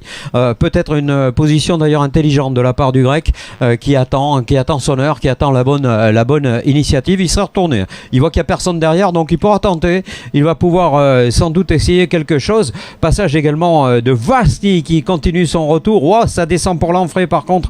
Là c'est dur pour ce pilote qui avait fait le plus gros, qui avait fait le plus dur, qui avait fait le plus difficile, et Oscar Guccio qui reste solide troisième pour l'instant. Problem for driver number 228, Mathieu Dauvernier, retiring, I believe, the number 228 kart there. There was a kart running off on the grass coming out of Technopark corner last time around, and so that is the French driver out of the race. But on track, looking at the chasing pack, because Fegali and Kafantaris lead by 2.3 seconds. Under investigation, Michaudere, not maybe for a start line infraction, who knows. Here we go, we're following the drive down Shemino, move straight there. Vashni under pressure. Colin Vashni, our pole sitter, under pressure from Leon Zelenko. And that is Zelenko up into 5th position. But 3rd is Oscar Guccio, all on his own. Here are the two leaders. We are now on lap 5 out of 10, heading towards half distance. But Fegali, the youngster, leading Greece's Kafantaris and leading him comfortably. Ouais, il n'y a pas de solution à trouver pour le grec pour l'instant. Alors on va pas dire qu'il se résigne à cette deuxième position. Kafantaris qui roule au deuxième rang avec le numéro 256 a de toute façon la certitude de faire quelque chose de bon sur cette course. Il a remonté de 3 rangs par rapport à sa position sur la grille de départ, donc c'est bon. Par contre, celui qui va faire la très très bonne opération, c'est Leon Zelenko qui est remonté de 7 rangs, de Jules Avril qui est remonté de 8 rangs. Il est actuellement d'ailleurs 8e sur ce parcours. So into Paddock Bend on lap number 6. Fagali now beginning to stretch his advantage out. Kafantaris will try and tuck down behind the NASA panel and draw up to the race leader. There is Gucho in third position. Here is the battle for fourth place. Romeo Roussel, Colin Vashni, Leon Zelenko and Tom Langlois. Through turn number 1, it is Romeo Roussel, 233, leading that group. Vashni in the pink and silver KR Sport entry is in kart 262, the pole sitter, now back in 5th position. And Zelenko in the red, the orange and black JJ Racing entry. Not the JJ Racing team. We were told, apparently I was mispronouncing it, saying it's the JJ Racing team. No, it's not. It's JJ Racing. There was an issue. Apparently, the Dutch JJ Racing manager didn't pay the Belgian publicity person enough money to put JJ Racing on the entry. So because the Belgian didn't have enough money, he put JJ Racing team. But you know what happens when you don't pay these Belgians enough money. Oh. Ah là là, et bon, il s'en va. Christopher Fegali qui est en train de partir. Christopher Fegali qui devance maintenant Georgios Kafantaris de manière définitive. Plus personne n'ira le chercher dans cette affaire. Je pense que le trio est d'ailleurs stable, à moins d'un problème technique. Kafantaris, Gucho, solide 3e. C'est plutôt bon pour la délégation française, une place de gagner pour Oscar.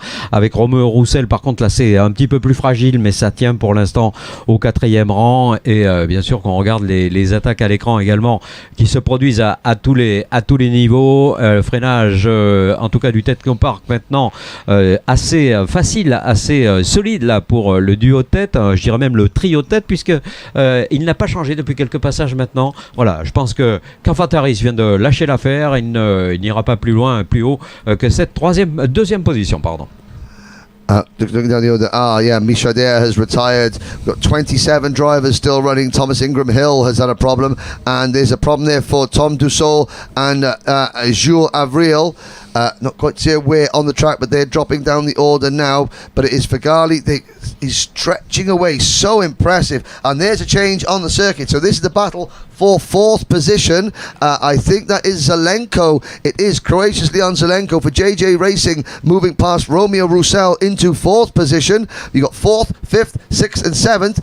Vashni has gone with Zelenko. So Roussel has dropped back, I think, to the tail end of that group, because Tom Langlois is also involved in this. Or Langlois in that blue and yellow machine at the back of the group. So it is Zelenko in 4th, Vashni 5th, Roussel 6th and Langlois 7th. Enrique de Oliveira is up into 8th place. Biard is 9th, Bouvier 10th, Lonfray, Moreau, Carras, Alfayez. Then Fracassi, Wiedmer, Harris, Rippin, Doucette and Ometre, your top 20 on lap 9 out of 10. Ouais, on vient de voir une attaque également qui de Vashni, qui de Roussel, qui de Langlois a réussi à se glisser à la position de 4e. En tout cas, quoi qu'il en soit et quoi qu'il arrive, c'est pas le moment d'aller tomber. On le dit souvent, hein, c'est redoutable ces journées veille de finale où on se doit absolument de faire un meilleur résultat possible, ok, mais ne pas faire n'importe quoi, garder la tête froide, garder également l'initiative bien entendu, garder de la dynamique, du feeling. Et pour cela, je crois qu'on a une belle maturité affichée par les pilotes juniors. Encore une fois, c'est une catégorie décidément extrêmement disputée, alors qu'on passe des drapeaux diagonales blancs et noirs. Ça veut dire qu'un pilote est prévenu, est annoncé. C'est Roussel à qui on fait savoir bien que son comportement n'est pas jugé idéal. Peut-être un petit peu trop d'optimisme sur certaines tentatives. So this is the final lap, Le Dernier Tour, as we say in France. There is a look at the MLC Motorsport driver of that is Tyler Harris, briefly on your screen, and he has got up into 15th position. A great result so far for a driver. This is in his very first international event, in his very first season in Rotax Racing. It is Zelenko now defending, but Christopher Fagali, what can you say about him? Just a mature drive. This is Kafantaris, you can see chasing him through, but Fagali is away at the front now. We come out of the line. there is Fegali, fantastic. I mean, look at the gap he's got. Ouais, énorme victoire de Fegali qui passe la ligne avec une avance considérable. Je pense que Georgios Kafantaris avait tout simplement relâché son effort. Il savait qu'Oscar Guccio ne pourrait pas le rejoindre.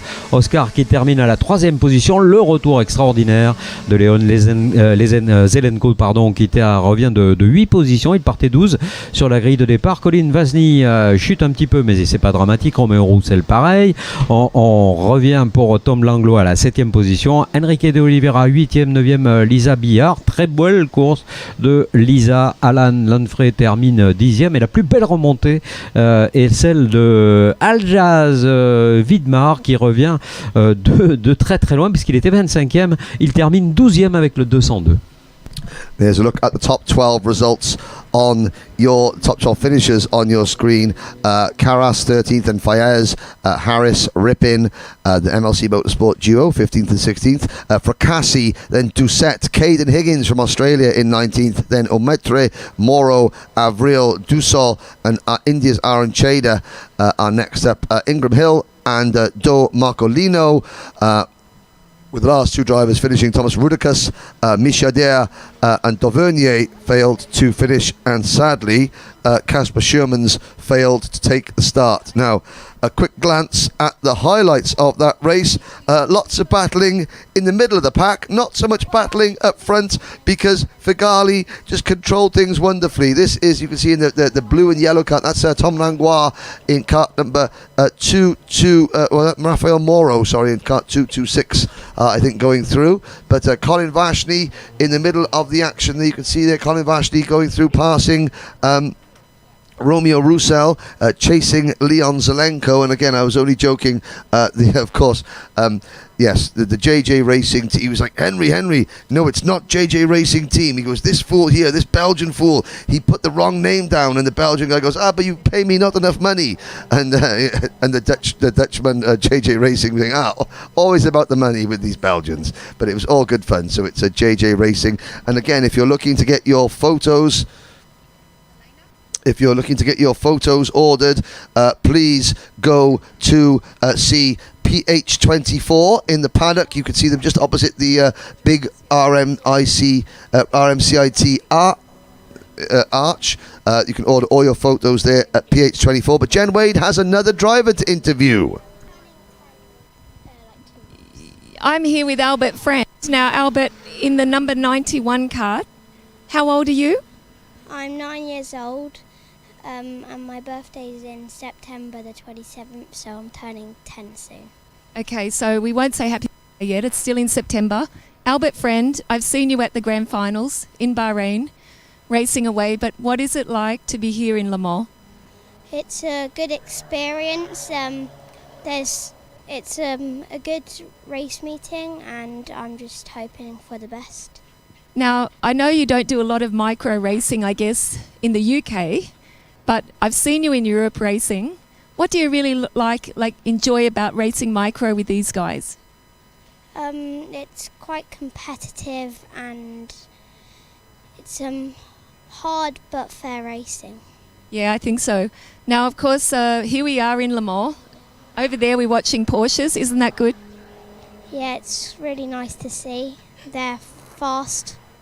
We've got a little bit of wind here. I see my banners just going over the fence there, but in the end, I guess what's good, you're here.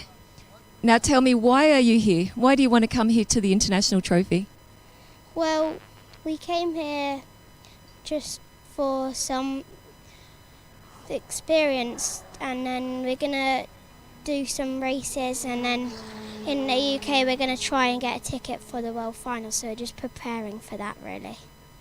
A lot of drivers tell me they want to get that ticket.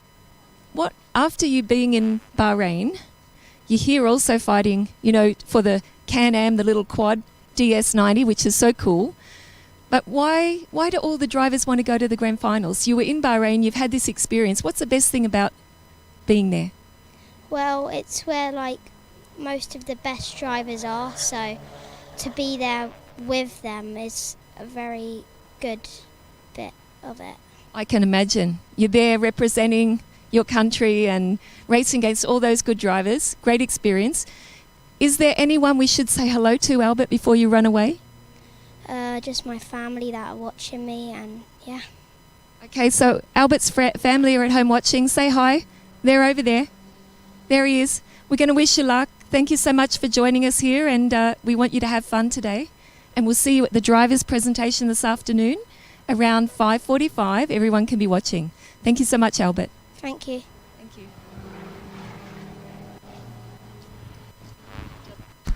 Well, thank you very much, Jen, for that, and thank you to Albert Friend.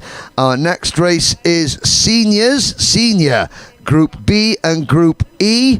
And I just wanted to say once again, thank you to Mats Johan Overhoff for providing the commentary duo with some sweet treats. I can't actually see where they've gone at the moment, and they were a very nice box of sweet treats. I hope they don't melt in the sun, but I will make sure that I locate them, and so that no one else gets their grubby little fingers on them. So this is Senior Rotax Group B and Group E. We saw a lot of Senior Rotax racing yesterday.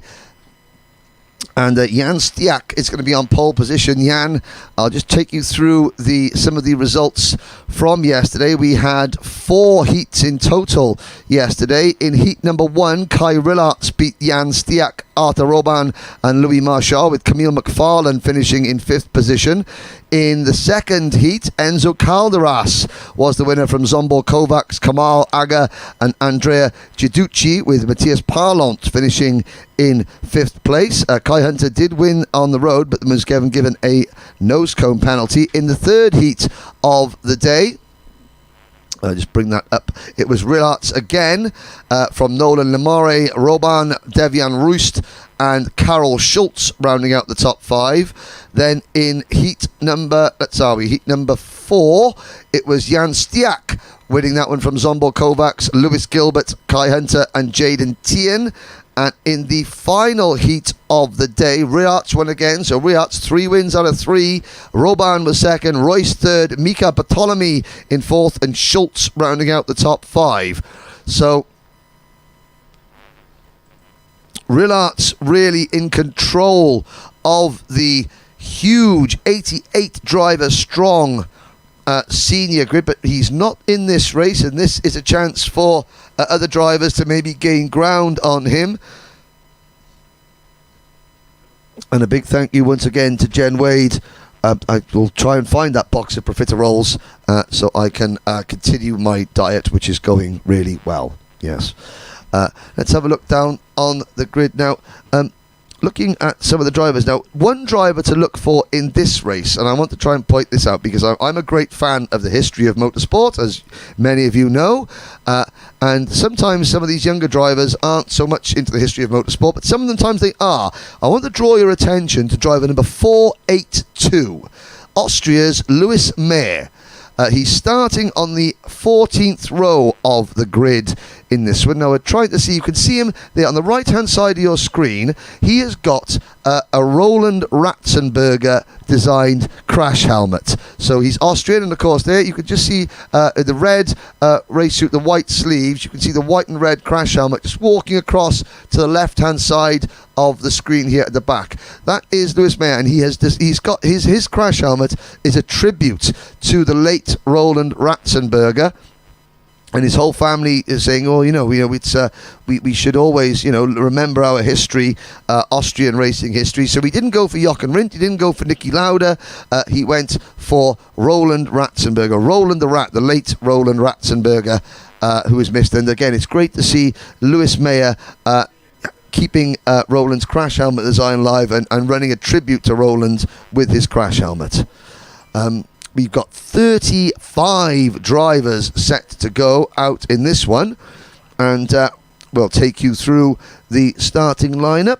We've got 2 minutes to go, so let's rattle through the starting lineup. Pole position, driving kart 459 for Germany, Jan Stiak, and on the outside of row number 1, driver number 454, Nolan Lamare. Then Louis Marchal and Luca Schlegel on row number 2. Sur la ligne numéro 3, le Britannique Lewis Gilbert aux côtés de Mitch Keitner, le pilote néerlandais. Ligne numéro 4 maintenant, Niki Gauci pour cette ligne numéro 4 en partage avec l'Italien, ou l'Italienne plutôt, Elia Papacena.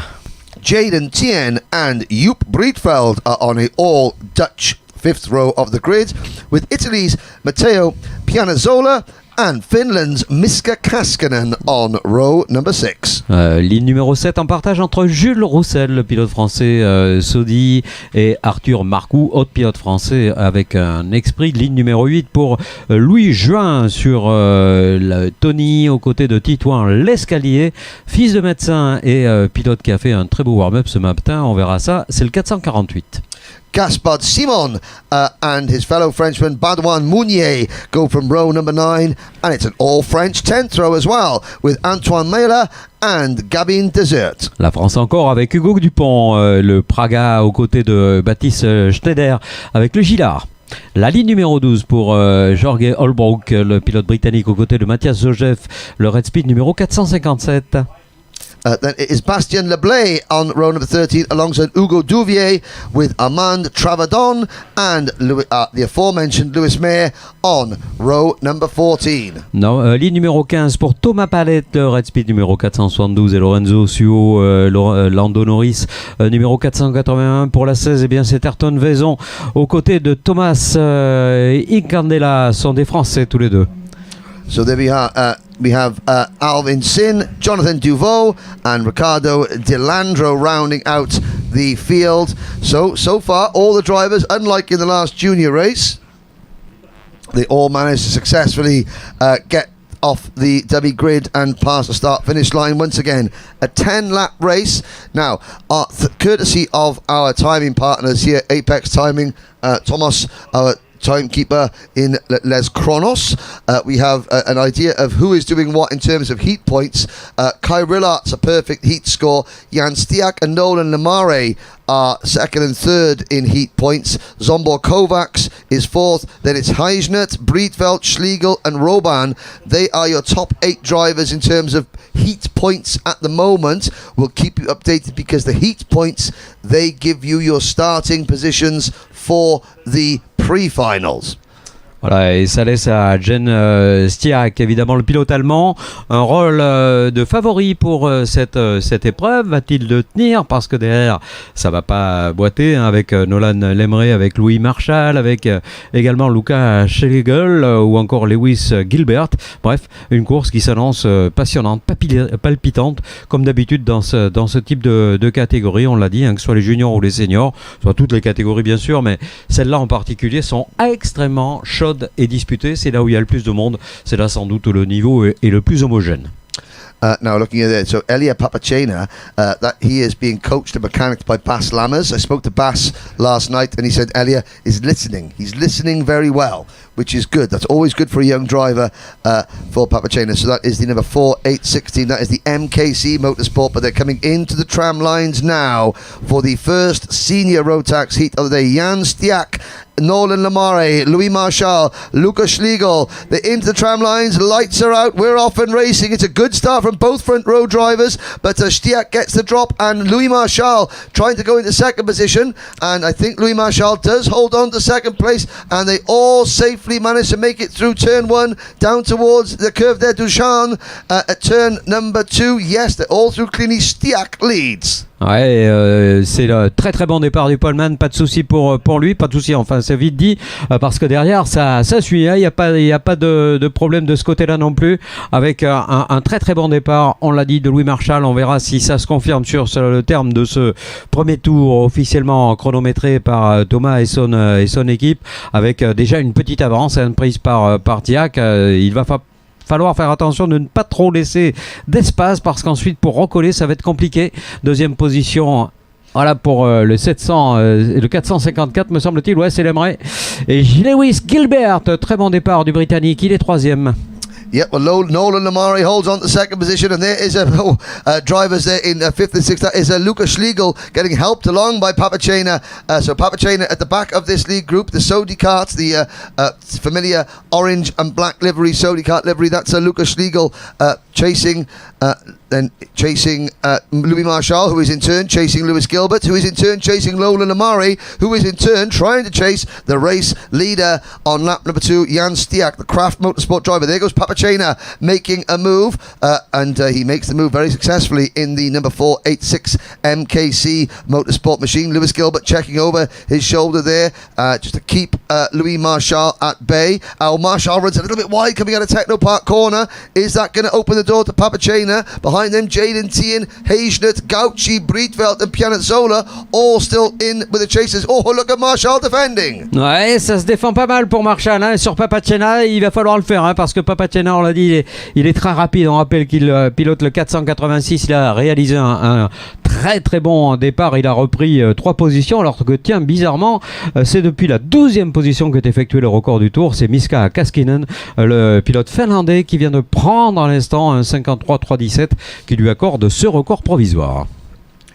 Out onto the banking on lap number 3. The leaders, Jan Stiak's lead has been eroded by Nolan Lamore and Lewis Gilbert. They're closing in on the German driver. Stiak in kart 459, under pressure coming into Techno Park corner. Lamore is there. Gilbert is there. Papachena in 4th. Marchal in 5th. Behind them is Jaden Tien, Hagenut, and the rest. Here they come across the line. Lots of side-by-side battling. 3 wide almost. Further back in the pack. Oui, c'était très spectaculaire. 3 pilotes qui sont sortis de la courbe d'Edstand, qui est aussi la plus vite, eh bien côte à côte, et n'ont pas hésité un seul instant à garder la semelle soudée côté droit pour eh bien passer cette ligne ensemble tout bonnement. Après, il y a du talent, hein, donc on n'est pas trop inquiet sur le fait que les choses puissent se recadrer assez rapidement.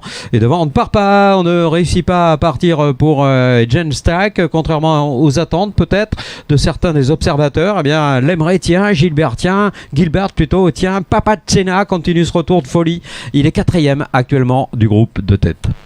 Now we did not have Amandine Travadon did not take the start. There was an accident over at Techno Park corner yesterday, and there was one driver who looked like they were nursing maybe an injured shoulder, and I think that may have been Travadon, so Travadon may have had to withdraw. But look at this, the leaders coming through into turn number 1 now. The whole pack still pretty much together. What a multicoloured cornucopia of karting colours, and it is Stiak still leading Lamore, Gilbert, then Papachena, Marchal, Tien, Schlegel and the Maltese Falcon, Nicky Gauchi. There goes Papachena making a move. Oh, that's Jaden Tien making a move on Louis Marchal, and the Dutch driver in kart 416 moves into 5th place. Allez, pour voir les attaques, on en trouve, hein. Papachena toujours à l'attaque et derrière le leader. On a cru un instant au bout de la ligne droite qu'il y aurait des changements. Et regardez le retour, enfin regardez-le sur la page la partie gauche de cette page avec le retour de Gaspard Simon. Incroyable, Gaspard qui est remonté déjà de 4 ans et puis surtout qui va s'accorder à mon avis le record du tour à l'instant. L'a-t-il fait? La réponse est non, parce que le 3e secteur a été difficile. Il a été gêné en fait, Gaspard. 3 places de mieux donc pour ce pilote. Et Jules Roussel, 5 positions de gagné. Il est actuellement en 8e. And look at Elia Papachena now working on the rear bumper of Lewis Gilbert's kart in 4th position. The Italian driver Papachena really sending it to the Diamond of Dalry. The Scotsman Lewis Gilbert in kart number 429, the Potenza Racing Engines entry out onto the banking. This is lap 6 out of 10. The top 4 now beginning to break away from Tien in 5th, Marchal 6th, Schlegel 7th, Jules Roussel in 8th. It is Hagenut in 9th, Breedveld 10th, Gauchi, Marcoux, Kaskinen, Simon, Pianazzola, Juin, Lescaye, Mounier, Desert and Lorenzo Suau. That's your top 20 at the moment. Stiak continues to lead, but slowly, Nolan Lamare is out of the corner of our eye there. That was drivers all over the place. And somebody, number 438, that is a driver Baptiste Schneider on the Gillard Cassie with no nose cone. Ouais, il y a eu un joli accrochage là. Enfin joli, c'est jamais très joli, mais quand ça se termine bien, ça va. Là, c'est dans la partie la plus rapide, encore une fois, on est toujours un petit peu dans la crainte. Et l'arrêt malheureusement de la machine numéro 485 ou 9. En tout cas, ça sera terminé pour ce pilote. Et toujours Papachena à l'attaque sur la 4e position maintenant. Mais regardez, le groupe, c'est à nouveau recompacté avec Tien, Marchal, Schlegel qui sont revenus complètement. Gilbert back in front of Papachena at Paddock Bend, and it's causing a huge... the top two are getting away. Here's this battle of a third place now. They're 3 wide further back in the pack, and up the inside there, that looks like Jules Roussel, but Gilbert passing Papachena for third. Ah oui, ça se bagarre vraiment très très fort là, hein. Deux groupes qui se sont formés pour aller à la chasse peut-être au Lemeray et au Stiac, qui à mon avis ont course gagnée pour l'un et la deuxième position pour l'autre. Par contre, la tête avec Lewis Gilbert, avec Elia Papachena, reste extrêmement indécise pour aller justement marquer un minimum de points dans cette manche. C'est important, c'est la manche 2. Il y en aura une troisième cet après-midi et puis ensuite on fera nos comptes pour le placement sur les grilles de départ des pré-finales. Donc c'est hyper important de marquer un minima sans tomber, bien sûr. You can see Mitch Hazenett there in the bright green TB karts, the back of this group here, but this is the third place battle coming out of paddock through Grandstand Bend now. Gilbert leads Papachena, then it is Marshall. Roussel is next, then Tien Schlegel, Hazenett, and behind Hazenett in the last kart in that group is Joep Breedveld. But the top two, Stiac seems to have managed to sort of keep Lamari at bay, but this is the main battle. Lewis Gilbert having to defend from Papachena, and the number 421 kart of Marshall right there, that blue and yellow machine. Behind Marshall in the bright blue machine, that is Jules Roussel. Voilà, cette bataille pour le groupe de chasse est toujours aussi passionnante. Alors certes, ça permet aux deux hommes de tête de s'échapper, de s'en aller. On va rentrer dans le dernier tour très rapidement. Donc là, c'est même pas la peine d'aller forcer les choses. Attention, une attaque au virage du Technopark et ça se... Oh là là là là, on est côte à côte pratiquement. Et l'avantage qui pourrait revenir maintenant à un de ceux qui discrètement mais tranquillement est en train de creuser la différence. Il y a Lewis Gilbert, mais il y a Elia Papachena à tel troisième. Ah, il est furieux.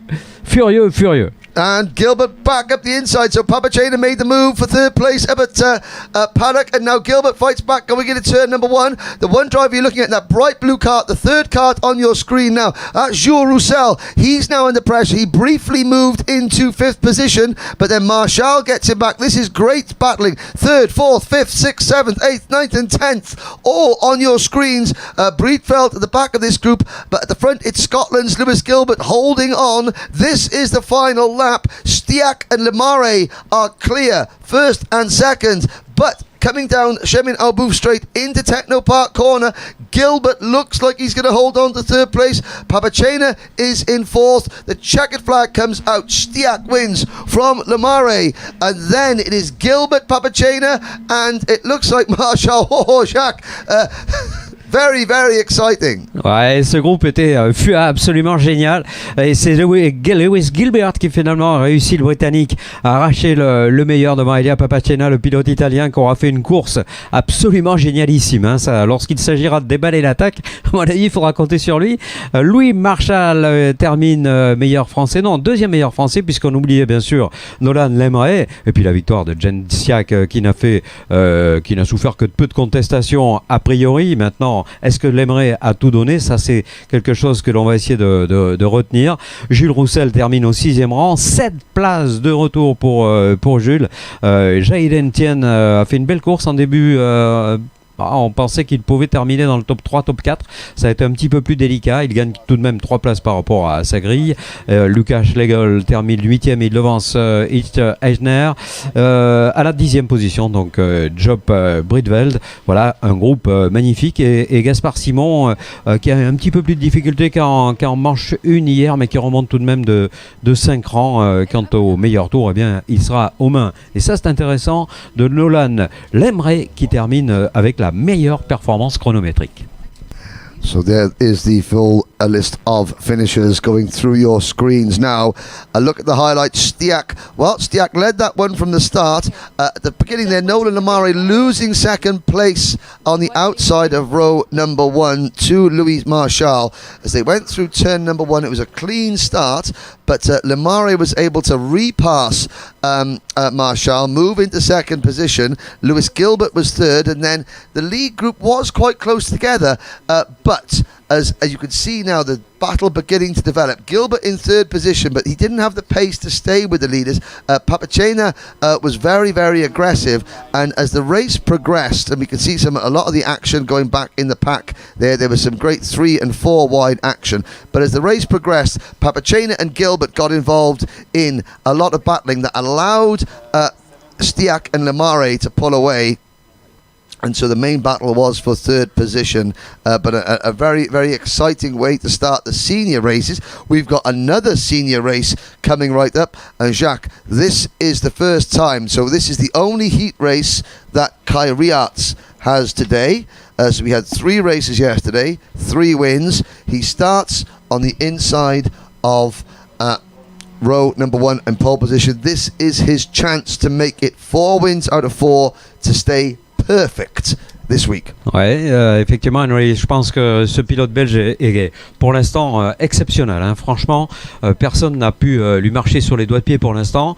Est-ce que ce sera le cas aujourd'hui? Il n'y a pas de raison. Hein. Il peut très très bien remporter absolument tout. Maintenant, on le sait malheureusement par expérience, c'est pas parce qu'on remporte toutes les manches que l'on est titré. Ça, c'est autre chose. Now, before we get underway with the next senior race, which takes place in 8 minutes' time, looking at on the terrace, Jen Wade does have another guest on the terrace. I believe it is one of our DD2 Masters drivers. Do we have Jen out on the terrace? Yes, I'm here with Paul Leveaux. Now, we know Paul being European champion the year before. We've seen him on the podium here at Le Mans last year. He's going one step higher, he told me this year. Paul, how's everything going for you? Yes, it's a little bit difficult. Last year it was a big fight with Rudy Champion, so this year Rudy is not here, but so fast.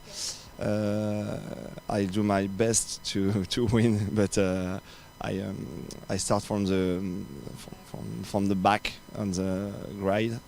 And it's a bit difficult, but I come back. I will be there for the final. I don't have any doubt that you'll be there for the final. I'm sure that you will be. If you can be, because yesterday we were watching you in the race. You had a little bit of bad luck in the qualifying, of course, but it's gone now. Today's racing.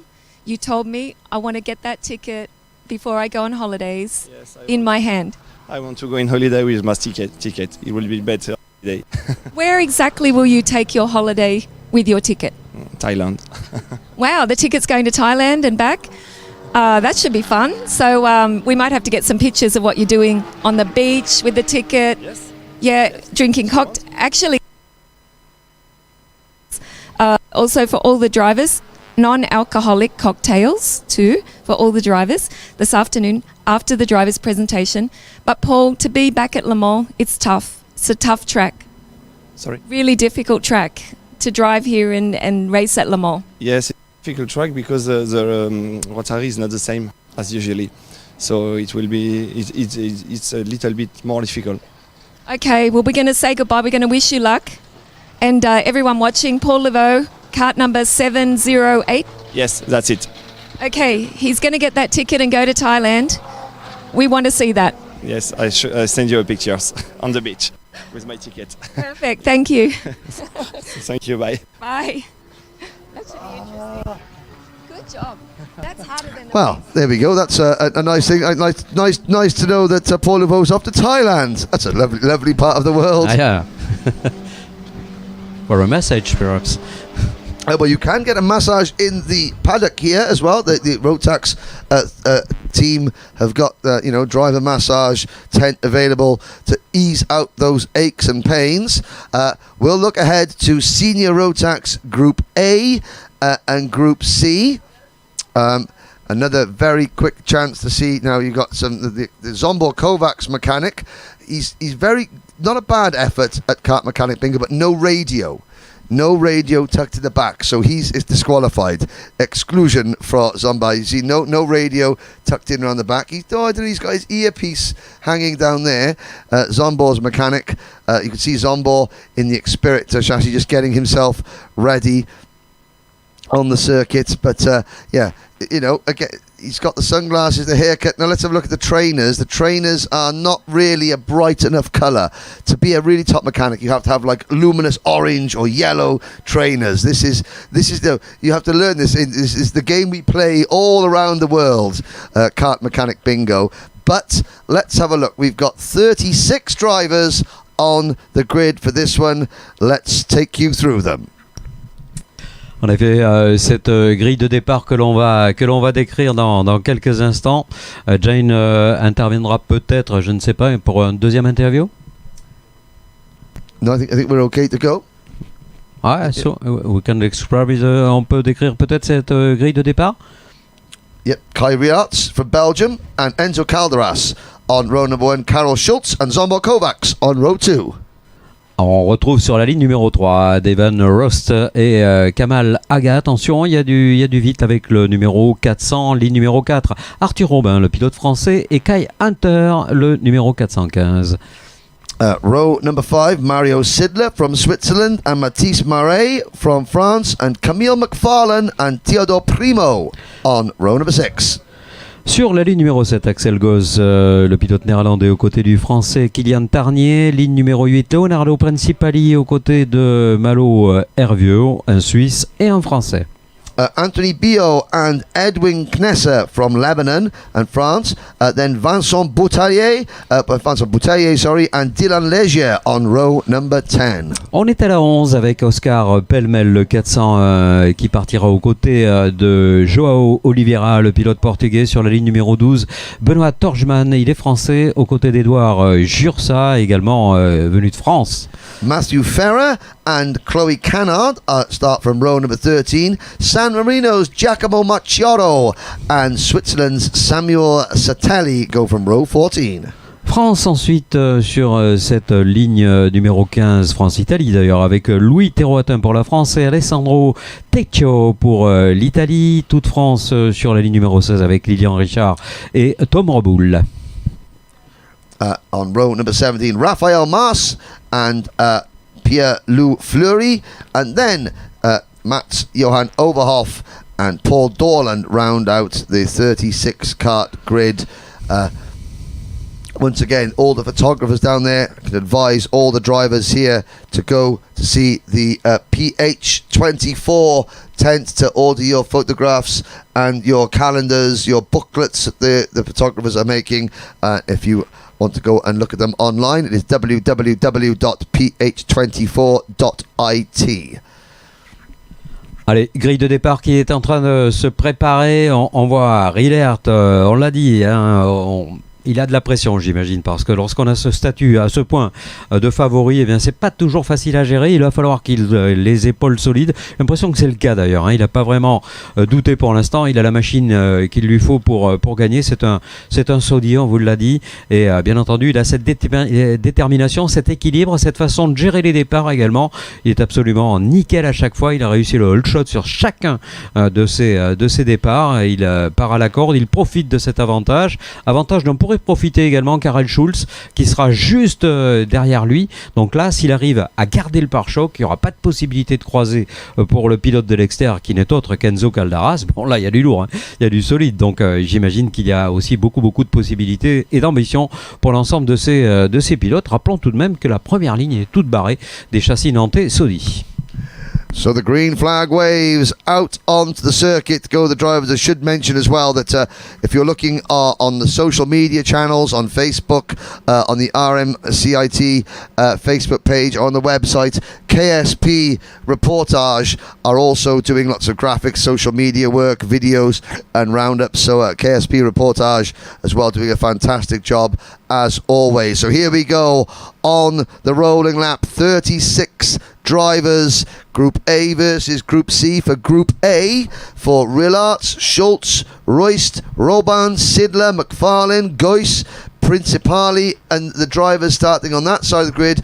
This is their last heat, their last chance to score points to decide where they are starting from the pre-finals. For Rillarts, who would have thought an 88 strong an 88 strong entry. Rilart so far undefeated, but he has so many drivers chasing him down tomorrow. Of course, there's no pre-final in senior. This is the chance for them to go where they go to final C, final B, final A. We have pre-finals for several other classes, but not for junior and senior. Can Rilart remain undefeated? Can Calderas or Kovacs or Schultz or Aga, Hunter, Royst or the rest challenge him and remove and take away his perfect record? We are about to find out. Allez, départ qui se met en place maintenant, procédure qui est pleinement admise par l'ensemble de ces pilotes. Le tour s'effectue de manière extrêmement lente et en même temps suffisamment compacte pour qu'il y ait l'homogénéité nécessaire à ce que le départ soit donné. Regardez l'attitude de la première ligne. On essaie de laisser un petit peu d'espace pour Enzo Caldaras pour avoir peut-être un petit peu d'élan lorsque les feux passeront au vert. On ne peut pas couper la ligne, bien entendu, avant la ligne de départ. Il s'agit de rester dans son couloir et c'est parti pour la tête de la course et encore un départ de Rilart absolument génial. Et Schultz qui prend le bon pare-choc. Schultz qui a réussi à prendre le bon pare-choc et qu'il va garder pour l'instant la deuxième position. C'est bien ce qu'il est en train de faire, d'autant que le numéro 427 de Caldaras a pris un très bon départ lui aussi, mais il n'est que troisième pour l'instant avec un petit espace de 3 châssis qui se sont interposés donc entre lui. Attention à des feux rouges qui sont allumés sur nos écrans, je ne sais pas. Ah ouais, d'accord. Yeah, so they're slowing down to the formation lap. There was a problem there on the start line. C'est le premier faux départ. It's the first. The first of the entire week. So so far, I mean, Manuel Branco, race director, is out on the starting gantry. He saw something that he didn't like. The driver's giving the hand in the air signal. So I'm quite surprised. I mean, so far, Jacques, the driver's been very, very well behaved at the start. But maybe things, because the pressure is on some of these drivers, that is going to be a feature that we see. Ouais, il y aura de plus en plus de pression qui va monter bien sûr au sein du groupe et on l'a vu, je ne sais pas la raison d'ailleurs, peut-être justement l'homogénéité de la ligne 1 qui n'a pas été jugée suffisante. Caldaras qui avait laissé un petit peu d'espace pour autoriser, peut-être pas provoquer évidemment ce faux départ. En tout cas, on va bien faire attention maintenant. Schultz qui avait réussi à prendre le bon pare-choc, Schultz qui partira juste derrière le Belge et cela peut être une invitation bien sûr à renouveler l'opération. Il a fallu quelques virages pour comprendre que le départ n'avait pas été réellement donné. Les pilotes de l'arrière par contre avaient bien vu qu'il ne serait pas donné avec l'allumage des feux orange alternatifs. Pour cette fois-ci, ça devrait être la bonne. Et sous l'œil d'Alain Fro qui fait partie des officiels de cette équipe. Encore une fois, bon départ du pilote belge, très très bon départ du belge et ça croise pour Caldaras cette fois. Attention, il a essayé Caldaras d'aller chercher Schultz, mais ça n'est pas passé, exactement comme tout à l'heure. Second time lucky and we're off and racing through turn number 1 and the two front row starters, Rilart and Caldaras. Somebody going off at the curve to Duchamp, but it is Rilart who continue to lead in kart number 474. Fellow Sodi kart driver Calderas in kart 427 in second. Kovacs is up into third, but coming under pressure from the Tony kart of number 455, Karel Schultz. But look at Kai Rilart go. I hope there are 87 other senior drivers watching this, and you need to start doing your homework, boys and girls, because Rilart is taking you to school.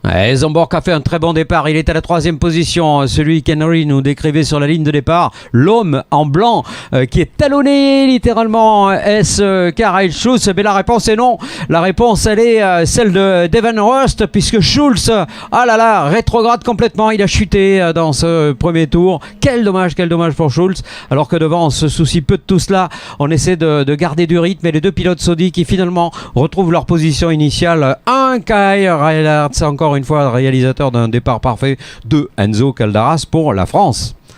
Calderas has got to get his head down. Kovacs in third position. It's actually Devian Royst now in third position. Kovacs is fourth. Looking at the number 415 kart, the Dan Holland Racing entry of Kai Hunter. Kamal Aga is the similar liveried Lando Norris entry, Dan Holland run kart, but Kamal has got the red race suit on. But on your screens now, this is Royst in third, Kovacs in fourth, and we got a kart slowing down, going down the back straight. I'm not sure if that's one of the leaders or a back marker that was just cruising round, but I see somehow they all avoid him as they cross the line. It was a back marker. We've got 2, 4, 6, 7 karts breaking away. Matisse Marais is at the back of this group on that bright green kart number 491. That is the Primo, Tony kart. Peut-être Primo, je ne sais pas, il m'a semblé. Riarts, Calderas, Royst, then Kovacs. C'est Théodore Primo. It was Teodor Primo slowing down. Oh, well, Primo had a retirement yesterday, so Teodor Primo, his chances of making the main event, I think, pretty much gone. But now, these group on your screen now, Royst in 3rd, Kovacs in 4th, and then in 5th, Kai Hunter, 6th, Kamal Aga, 7th, Matisse Marais. They need to work together. Don't fight. Push. Because Calderas and Rillarts are getting away. Rillarts leads at the end of lap number 3, but only by 0.4 of a second. And this 3rd, 4th, 5th, 6th, and 7th, they're still pushing on. Big gap back to 8th place, which is Camille McFarland. But it's critical now that these chasing pack work together to try and catch the 2 Saudi karts at the front of this group. Et on voit Kamal Aga qui a réalisé à l'instant le meilleur passage en course. Il est dans le bon groupe, il est dans le bon paquet. Henry le disait, il ne faut pas s'attaquer, il faut simplement attaquer individuellement, essayer de faire les temps les meilleurs, ne pas chercher à tout prix à se dépasser, sinon on perd pas mal d'espace, pas mal de temps. Et d'ailleurs, la preuve en est donnée à travers cette explication au sein du peloton. Qui des Kai Hunter, qui des Zombor auraient fait les frais de l'opération avec Matisse Marais également qui fait une très belle course. Et nouveau passage des hommes de tête avec toujours les 2 Saudis devant, avec Rilas devant Calderas. C'est bien Zombor qui est passé à la 3e position. Rost qui a dû céder un rang et laisser passer Kai Hunter. Pour Kamal Aga, eh bien c'est toujours une course exemplaire, 6e rang pour l'instant pour le pilote des Émirats Arabes Unis. And also, Carol Schultz, who was supposed to start on the inside of the second row, 3rd of the grid. He has retired. Lilian Richard also out of the race. So we're down to 33 runners. And I think Tom Raboui and Edwin Knesser have also had issues. So it is Riarts, and he's extending his lead. A new fastest lap, 54.396 last time around for Kai Riarts, the Belgian driver, in kart number 474. You can see on your screen here the chasing pack coming off the banking onto the Shemin Abouf straight, and this is a bit further back in the pack. That's the bright green kart. That's the TB kart entry. Possibly, you can see Oscar Pellemel there, but they're the leaders. 1, 2. Kovacs in 3rd. Kai Hunter up at the 4th position now. Devian Royce down to 5th. Aga in 6th. Matthias Marais 7th. Then it's McFarlane, Oscar Pellemel, Sidler, Bio, Axel Ghost, Tanya, Chloe Canard, Joao Oliveira. The rest of the top 15. But once again, Kai Riarts is just spreading everybody out, and drivers are not battling. They're all trying to stay with the leader, but it's just not working for them. Riarts has the pace in the bag, and he has this race at his beck and call. We're halfway through. Ah, c'est vrai que Rielert a vraiment un rythme de dingue. Il est capable de dicter vraiment ce qu'il veut pour l'instant à la concurrence. Concurrence pourtant extrêmement relevée, puisqu'Enzo Calderas n'est pas le premier venu, loin de là. En tout cas, il a du mal pour l'instant à rester dans cette ambition d'aller chercher la première position. Rien n'a changé pour l'instant à ce nouveau passage des hommes de tête. On a toujours Zombor, l'excellent numéro 471. Kai Hunter également, beau retour du pilote britannique, toujours à la 4e position. Devon Rust au 5e rang, c'est de là qu'il s'est lancé d'ailleurs. Kamal Aga, pareil, un petit peu moins incisif qu'il ne l'était dans la manche précédente. Pourtant le groupe est bon, hein, mais je pense qu'il y a aussi la volonté de garder du pneu, d'avoir encore de l'énergie et de comprendre qu'on est évidemment dans le bon paquet ou non. C'est selon, parce que quand on voit par exemple Pierre-Loup Fleury qui est remonté de 13 positions depuis le départ, c'est le numéro 444, eh bien on se dit bon sang, il y a quand même des choses à faire en manche. You saw Oscar Pellemel pick up 8th position ahead of Camille McFarlane. through Technopark corner. There's your leader, and now Kai Rillarts with a 53.577 second lap. He has finally broken Enzo Calderas's challenge. The gap 1.2 seconds. Calderas now having to look behind him because Kovacs and Kai Hunter are there. Kai Hunter in fourth position, looking for a way past the KMS Europe driver Zombor Kovacs. In through Pif Paf they go, out through the turn 5 chicane and out towards the banking. Hunter trying to pick up P3. Kovacs looking to hold on behind them. Aga, Royst, Murray, Pelemel, McFarlane, Bio, Sidler, Tanye and Gauche. But finally on lap number 8, Rillarts has broken Calderas's challenge as he crosses the line. The gap just growing and growing and growing, and the best battle is now for third place between Kovacs and Kai Hunter. Ah oui, Kovacs qui peut aller chercher éventuellement s'il arrive à garder ce rythme.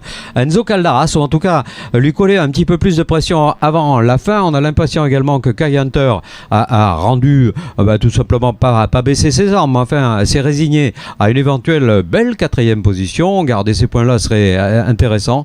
Kovacs Zombor, on le répète, il partait bien sur la grille de départ. Il était 4e. Il a gardé tout au long de la manche la volonté d'aller garder un maximum de performance. Ben ça marche plutôt bien. 13 places de retour pour Oscar Pellemel, magnifique retour. Oscar qu'on n'avait pas trop vu pour l'instant. On l'avait qualifié parmi les favoris sur les pronostics qu'on avait pu établir. Les qualifications chronométrées se sont mal passées et là cette fois ça va mieux. Yeah, Pelemel has gained 13 positions. He's gained the most. But I mean, we talk about, you think, Kai Rillarts, he must have the fastest engine. Not necessarily, because looking back there, we've just had the new fastest lap of the race by Arthur Roban, down in 20th position, 53.259. Now that is 0.2 of a second quicker than your race leader Kai Rillarts. Now Roban, who started this race on the 4th row of the grid, obviously has had a spin. There it is on your screens. He's in traffic now, so he's maybe had the slipstream help.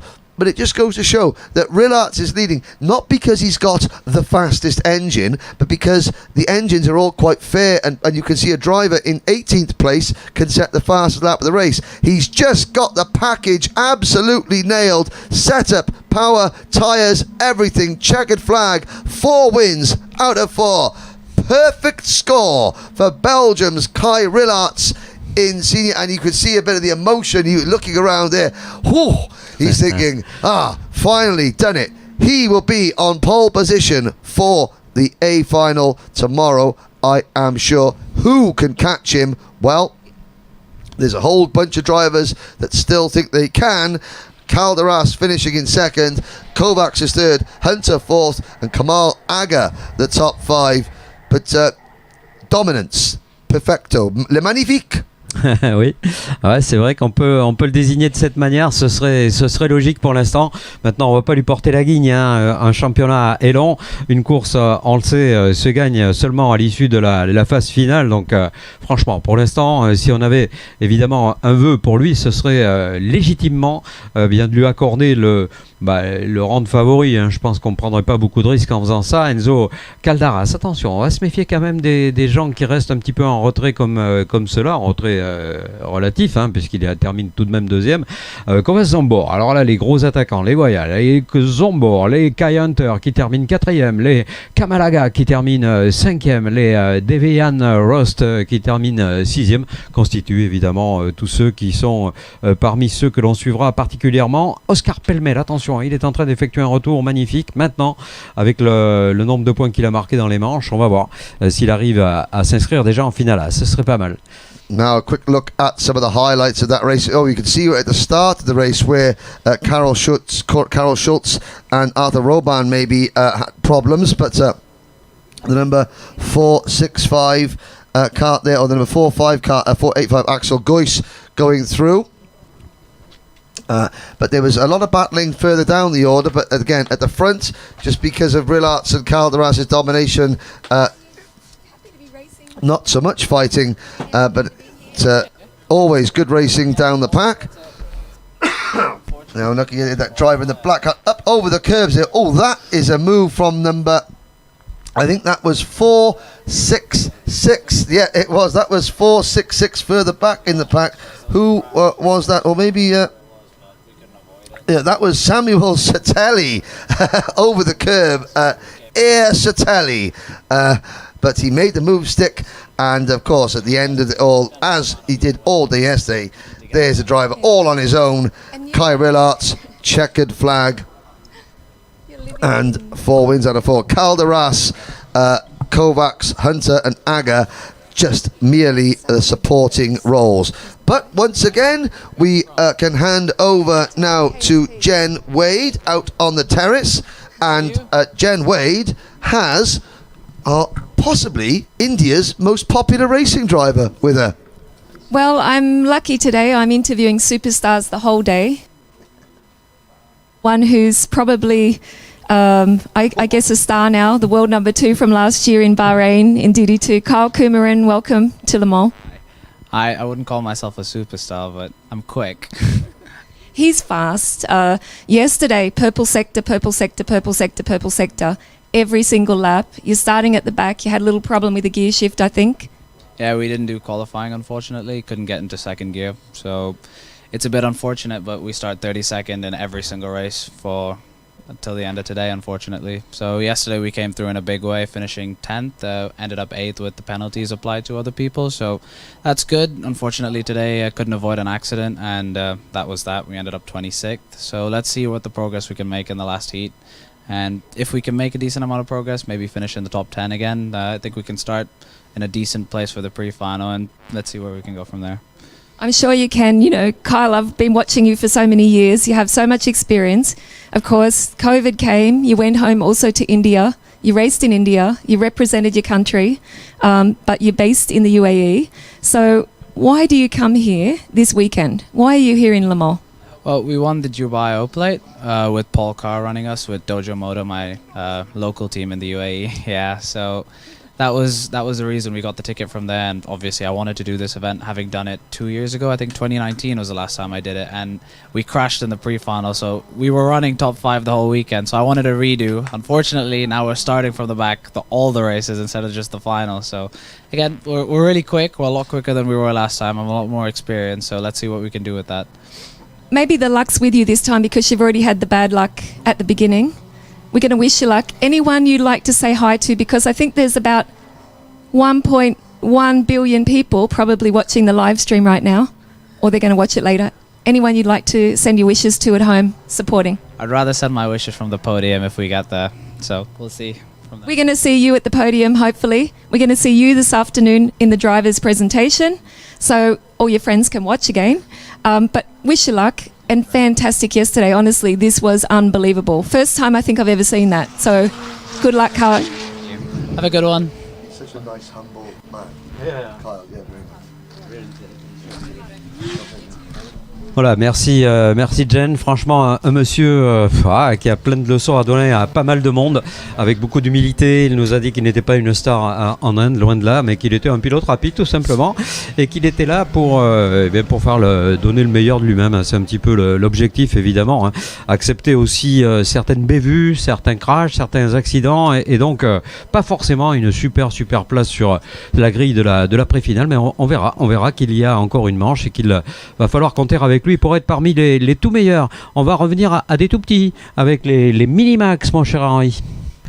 Minimax qualifying heat 2, 30 drivers set to begin, and the race is set to start in just a few minutes time. Gives us a chance to look at yesterday's heat result. Just quickly go through. It was, let's have a look, qualifying heat 1. Well, Tom Strella took the victory for Latvia. Paul Schoen finishes second. Dragos Avila-Circuit and Marcel Zebo for third and fourth. Rory Armstrong was a very strong fifth indeed, followed by Brando Badoni, Antoine Grisel, Yvonne Simeonova, Victor Galmish and Zain El Homassani, who we've already spoken to this morning. So we've spoken to Dragos and we've spoken to Zain El Homassani. They were the top 10 in yesterday's heat races. Now, a couple of other little stories that you may not be aware of. Charlie Nev down at the back of the field. Now, he had an accident in warm-up yesterday, damaged his chassis, so the MLC Motorsport team had to change the chassis. He's not on a Cosmic anymore. He's on an Esprit. But again, for a driver racing in Europe for one of the first times, a lot of work's gone on there. He's starting at the back, but yesterday Charlie came through to finish 18th, so he's quick and again on a new chassis as well. But let's take you through the starting lineup. Pole position for Austria on the number 100 Sodi kart for Dragos Avisakutai, and then and then Zebo Marcel from Hungary, Paul Schön from Switzerland, and Tom Strella, yesterday's race winner from Latvia, starts on row number 2. La ligne numéro 3 pour Enzo Quedel, le pilote français avec un Sodi, un Slovène ensuite avec Jure Levar, le pilote FA Kart numéro 122, ligne numéro 4 pour un français, Clovis Nouguered, bonne qualification pour le pilote Esprit. À ses côtés, Tom Martinez, c'est le pilote Alpha numéro 101. Row number 5, Egypt, Zayn El Homassane and Victor Galmiche from France. While on the 6th row, we have number 109 from Italy, Brando Badoni, and from France, Hugo Lacroix. Un Britannique sur la ligne numéro 7 corde avec Rory Armstrong aux côtés de Len Abbas, le pilote Gillard numéro 61. C'est un Allemand. Sur la ligne numéro 8, Ivan Simoenova sur le Parolin et le français Lucasel sur le 105. Antoine Grisel and Max Sederski go from row number 9. Walter Schultz and Lino Durand round out your top 20. La ligne numéro 11 pour Paul Andriotis, le pilote suisse aux côtés de Ouros Bogdanik, le pilote cosmique numéro 181. Ligne numéro 12, Boaz Maximov. Maximov qui a fait une très belle course hier de mémoire, le pilote néerlandais avec Taras Bolta Telebrac sur le Praga numéro 107. And then the rest of the field, it is Lorenzo Sammartano, Matteo Natigno, Vivian Guionnet, Romain Kintzinger, Charlie Nev and Kieran Stewart, the Scottish driver, rounds out the 30-strong grid. So this is the first of 2 Minimax heats today, a 9-lap race. Younger drivers, not quite as much of a race length because it's very hot, but again, for these drivers, it's still a real physical workout. Strella, Schön, Avisakutai, Marcel Zebo, and then Rory Armstrong, your top 5 from yesterday. Let's see what happens today. Sodi kart have been so strong. We've just seen them win another race with Kaya Rillarts. They won earlier on with Antoine Barbarou. Now let's see if the Austrian Avisakuite can add to that. But again, Zebo Marcel, the KMS Europe driver on the Esprit chassis, will be trying to prevent that statistic from being added to. They're into paddock bend now. The formation looks good. I'll be bringing them to the line. Attention à ce process qui est en route maintenant.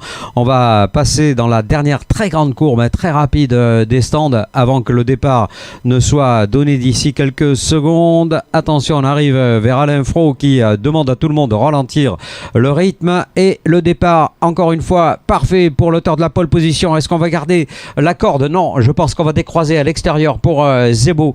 Marcel Avalsaï-Kuti aurait réalisé le meilleur temps. Attention, drapeau jaune agité. I think we're going to go around again. We've got yellow flags waving all around the circuit. Oui, on est pas. I noticed that Jure Levar was he moved out of the tram lines right into the middle. Maybe that is what race director Manuel Branco saw. So after everyone was so good yesterday, now we have 2 false starts in 3 races. It's a little bit confusing. Luckily, our timekeeping friends in Kronos Thomas, they're very quick to get the graphic up on screen saying formation lap. But the nerves will now build once again for Avisakuite, Marcel Zebo, Schön, Strella, Kudel, Coudel, Leveaux, Nougared, Martinez, El Homosani, Galmiche, the top 10, 30 Mini Max drivers. I'm just checking it. They're all out there on circuit, so we haven't had any withdrawals overnight, no mechanical issues. 100% of the drivers all waiting to go into Techno Park corner again, and Dragos is bringing them round at a nice, slow, steady pace. Ouais, il faut ralentir le rythme. Je crois que c'est le moment ou jamais de calmer les esprits, sinon après les choses s'enveniment très vite. Je pense que la direction de course a très bien joué là, de relancer un tour de formation. Ce qui est sûr par contre, c'est que ça n'a rien à voir avec ce qu'on a vécu hier, où ils avaient été sages. On avait dit bon, il n'y a aucun souci sur les départs. Ben là, aujourd'hui, le ton monte, l'intensité va grimper bien sûr, avec la chaleur d'ailleurs qui est annoncée comme étant beaucoup plus présente durant cette journée du vendredi est encore plus présente durant cette journée du samedi. Bizarrement ce matin on a eu encore quelques gouttes de pluie là, on a cru que le temps allait se gâter, mais non, la chaleur est là, et la chaleur sur la piste va être elle est bien présente, et le départ qui va pouvoir être cette fois donné, je l'espère en tout cas. Ouais, bon départ cette fois pour l'homme de tête qui va virer en tête avec cet avantage de la pole position. Avassel Kutey qui prend le meilleur directement. Hop, attention derrière, un freinage hyper tardif à l'amorce de la courbe des deux chaînes. Drapeau jaune qui nous signale qu'il y a eu un accrochage dans la première partie de ce virage numéro 1. So I can see a couple of drivers coming to grief behind the leaders. RMCIT still leads, but it was Lacroix, Armstrong, Abbas and Simeonova all coming together, coming out of turn number 1. I believe they've all managed to get themselves restarted, but they're a long way behind. The lead group now heading out of the banking through turn number 8 and onto the Chemin Aubouf straight. It is RMCIT leading. Paul Schön, the Swiss driver there in second place in kart number 114.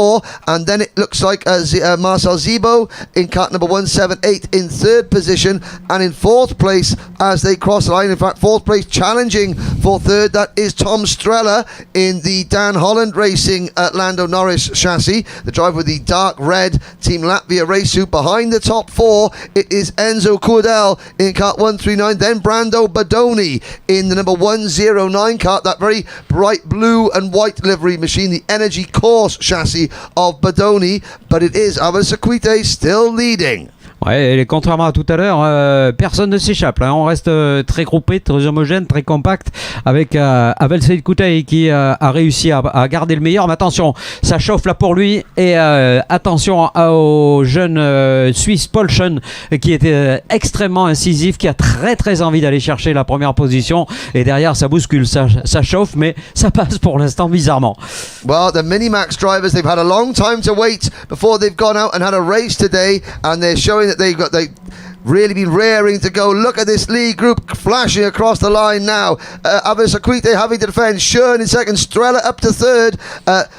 Zebo down to fourth position, and Badone is next in line. Martinez, Sadursky, Leveaux, Galmiche, El Homosani, all in this group. Here comes Paul Schön at the inside, but no, RMCIT defends going into the Curva du Deschamps, and through Piff Paff now, it's still RMCIT lead, but the whole top 12, 13 drivers, nose to tail. Tom Strella trying to make it 2 wins out of 2, out onto the banking now. Ouais, il a réussi à passer Tom. Très beau passage. Ceci dit, alors question à laquelle nous aurons la réponse rapidement. Est-ce qu'il est capable d'aller chercher Avassel Kutey? Là, c'est une autre paire de manches. Oh. Et oui, superbe attaque sans problème. Magnifique attaque de Tom Strella. That is proper round the outside for Strella.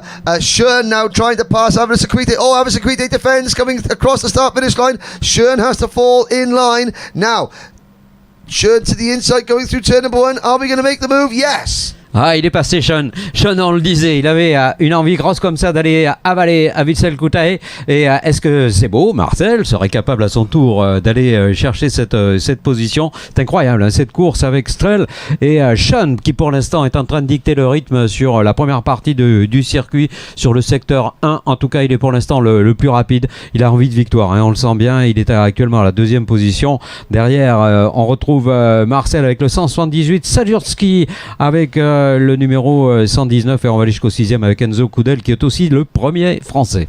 So RMCIT, I think he's struggling for pace a little bit. Paul Schoen is able to pull away a little bit as he chases after race leader Tom Estrella. Tom Estrella coming out of the grandstand curve onto the start-finish line to complete lap number 4 out of 9. RMCIT still defending from Swiderski and Zebo. Marcel Zebo in 4th position. Max Swiderski in kart 119 is 5th. Then we have Enzo Cordell, Victor Galmiche, Brando Badoni, Martinez, Grisel, El Homosani, Nugared, Uros Bogdanic, Lucas Skeles, then Durand, Leveaux, Schultz, all in this lead pack. And there's Badone making a move now. Badone in kart number 109, passing Victor Galmiche. Allez, et si on se prête à quelques jeux de pronostics, je mettrais bien un petit billet sur Paul Schoen. Paul Schoen, il est déchaîné là tout de suite, le Suisse. Il a recollé littéralement à Tom Strel et je pense qu'il a des ambitions qui vont être assez vite mises en place pour lui permettre d'aller gagner encore une position et de prendre la tête de cette manche de qualification absolument diabolique, absolument géniale. Meilleur tour pour lui tout à l'heure. Schoen qui reste sagement à la 2e position pour l'instant. On va le voir au bout de la rectiligne pour voir s'il arrive à prendre la spi et aller chercher la corde. Sachez que le plus jeune a 8 ans quand même, hein, de tous ces gamins, on se demande comment ils font. It was actually Max Swiderski making the move on Marcel Zebo earlier, not in the second of the Energy Core chassis. So it's Swiderski on the first, that very distinctive bright blue Energy chassis, who is now into 4th position behind Polsit, Dragos RMCIT. But here comes Paul Schoen, the Swiss driver, kart number 114. It's a KR chassis. It's the Claudio Pagliarani entered machine. Out of turn 8, we've got a couple of drivers retiring. That's a Bouvan power driver, Boaz Maximov, out of the race, sadly. So Boaz Maximov out the race. But here is the battle for the race lead as they come out the grandstand corner to complete lap number 6 out of line. And it is still Strella from Schoen. Will Schoen try to make the move? Ah, il va essayer, Paul. Il va essayer à tous les niveaux, à tous les moments. On est à 6 sur 9 sur le nombre de tours qui ont été bouclés par ces pilotes. Le peloton qui a éclaté à un moment et puis qui, à l'avant en tout cas, reste compact pour parler de cette bataille pour la première position. Toujours Strel qui tient bon, hein. Il est solide ce Strel-là. Mais la détermination de Schoen n'a d'égal que les temps qu'il réalise et qu'il aligne. Attention à Victor Galmiche également qui est en train de faire un beau parcours. C'est le pilote français numéro 133 qui est actuel 6e, qui a pris la tête justement de la chasse à ce trio majeur. So Schoen has had several laps now just to sort of copy Strella. But of course this is helping, but at the moment these drivers would start the pre-final from 1st and 2nd. So Paul Schoen, he doesn't want to risk too much. Dragos RMCIT now starting to come back in, so maybe his kart setup was designed to sort of finish the race strongly. So he's closing back in 3rd position. There's the number 114 kart of Paul Schoen, the Swiss driver, chasing Latvia's Tom Strella out of turn number 1, down towards turn 2 and turn 3, the curve de Dushan, underneath the trees. They go through the right-hander there. There are the trees just behind them there, offering no shelter, though, to the drivers. Now out the Piff Path and away to the far side of the circuit, onto the banking. Strella still leads, Schoen 2nd, RMCIT is 3rd, then a gap back to Swiderski, Zebo, Marcel, Galmiche, Coudel, Grisel, Martinez, Badoni, El Homosani. Oui, et puis on voit les temps qui s'améliorent, hein, pour Marcel Zebo. Franchement, très très bon. Alors que c'est un pilote letton qui occupe la tête des opérations et qui la garde pour l'instant. Et je dirais même qu'il est en train de prendre confiance, hein. Amélioration du record du tour pour l'homme de tête. Et donc, a priori, ça va être très difficile à Paul Schoen, dont le rythme a un tout petit peu baissé, ou à moins que ce soit celui d'ailleurs du laiton Tom Strel qui soit en amélioration, quoi qu'il arrive, quoi qu'il en soit. Quelle manche exceptionnelle, alors que nous sommes déjà dans le dernier tour sous l'œil d'Avicel Cutey qui s'est lancé en pole position. On s'en rappelle, il va faire une bonne opération, hein, là aussi, pas de souci pour lui. Well, half a lap to go on the banking. It's now or never for Paul Schoen. He gets a good run coming off the banking, chasing number 128 Dan Holland Racing's Tom Strella down the Shemin Obuv straight, but he's not close enough. He can't make a lunge under braking for Techno Park corner. It's going to be 2 wins out of 2. Lots of battling back in the pack. Out to the final corner. Here comes Tom Strella to the line. Strella wins. Schön second. Avasaquite third. Sadursky is fourth. And what is going on behind the scenes? Ah ouais, c'est l'un qui chute, hein, c'est Zebo Marcel malheureusement qui est tombé, qui a été accroché juste avant la ligne d'arrivée. Quel dommage. On était en train de dire qu'il était parmi les plus rapides, si ce n'est le plus rapide du pénultième tour. Eh bien voilà, ça se termine plutôt mal. Bon, il va marquer des gros points, c'est pas la fin du monde, mais ça va compliquer la tâche. Une tâche qui va nous permettre d'avoir une idée bientôt de cette grille de départ. Il va falloir attendre la manche de cet après-midi. Elle aura lieu à 15h30 et je peux vous dire que ça va être chaud dans cette catégorie comme dans les autres. Je pense que l'après-midi risque d'être pleine de promesses, pleine d'ambition. En tout cas, Strel aura tenu bon, même si Sean a repris les affaires en main dans le dernier tour et s'empare à nouveau du record du tour, le jeune pilote suisse numéro 114 qui se contente de la 2e position. And there's a look at something like I said, Zebo Marcel fading, having in an incident down at Technopark corner on the last lap, coming home in 23rd position. Charlie Nev there in 22nd. Rory Armstrong finishing down in 24th. Boaz Maximov sadly failed to finish that race, but everybody else does make it to the end. Now, of course, with 1 heat to go, Strella has 0 points, so heat points, so you get 0 points for a win, 2 points for second, 3 points for third, etc. We're looking at some of the highlights of the race there, but as it stands, the pre-final grid with 1 heat race to go, though, it would be Strella from Schön, Avasaquite, Badone, Grisel, Galmish, El Homasani and Nugared. That would be your top 8 starters in the pre-final as things stand. 1 heat race to go. Here is a look at some of the highlights. Avasaquite under pressure at the start, but then Strella and Schön. First of all, I think it was poor Schön who took the lead. You can see Strella in 3rd place at the moment, Marcel Zebo in 4th, but Dragos under pressure, and eventually, this was a superb move, Jacques. Oh, il y a eu des attaques à tous les instants, mais ce trio était vraiment incroyable. Hein. À noter tout de même le très bon comportement des jeunes. Hein. Je crois qu'ils ont beaucoup de choses à nous montrer, nous démontrer.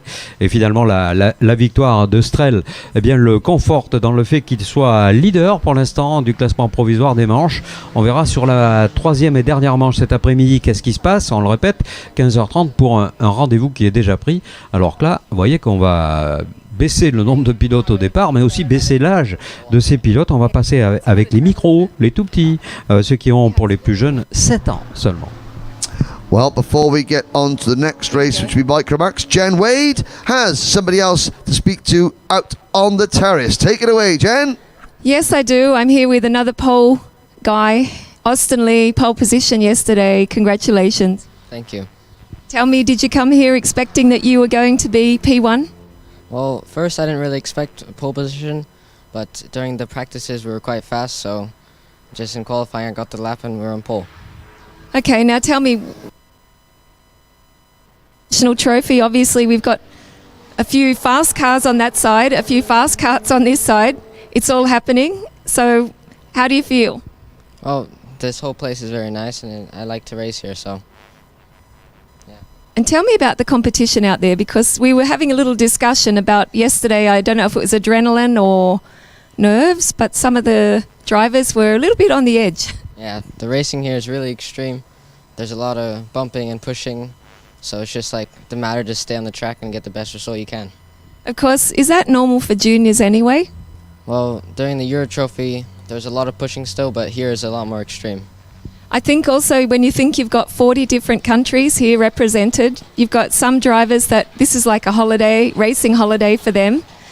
You know, they're on school holidays. But I think there's a little bit of nerves in the paddock, and I'm sure it's going to settle down a little bit because tomorrow everybody needs the points and the positions, don't they?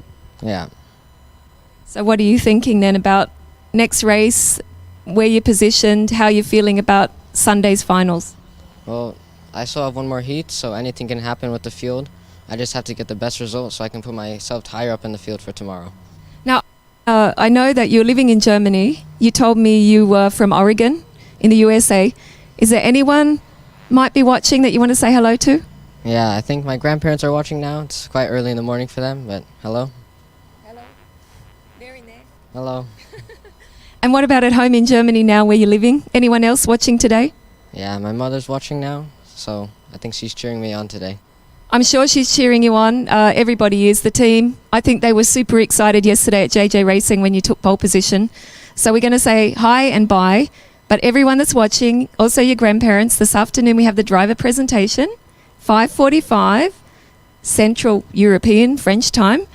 Be watching and you'll see Austin with the team. And yeah, we're going to say good luck. Thank you very much. Thank you.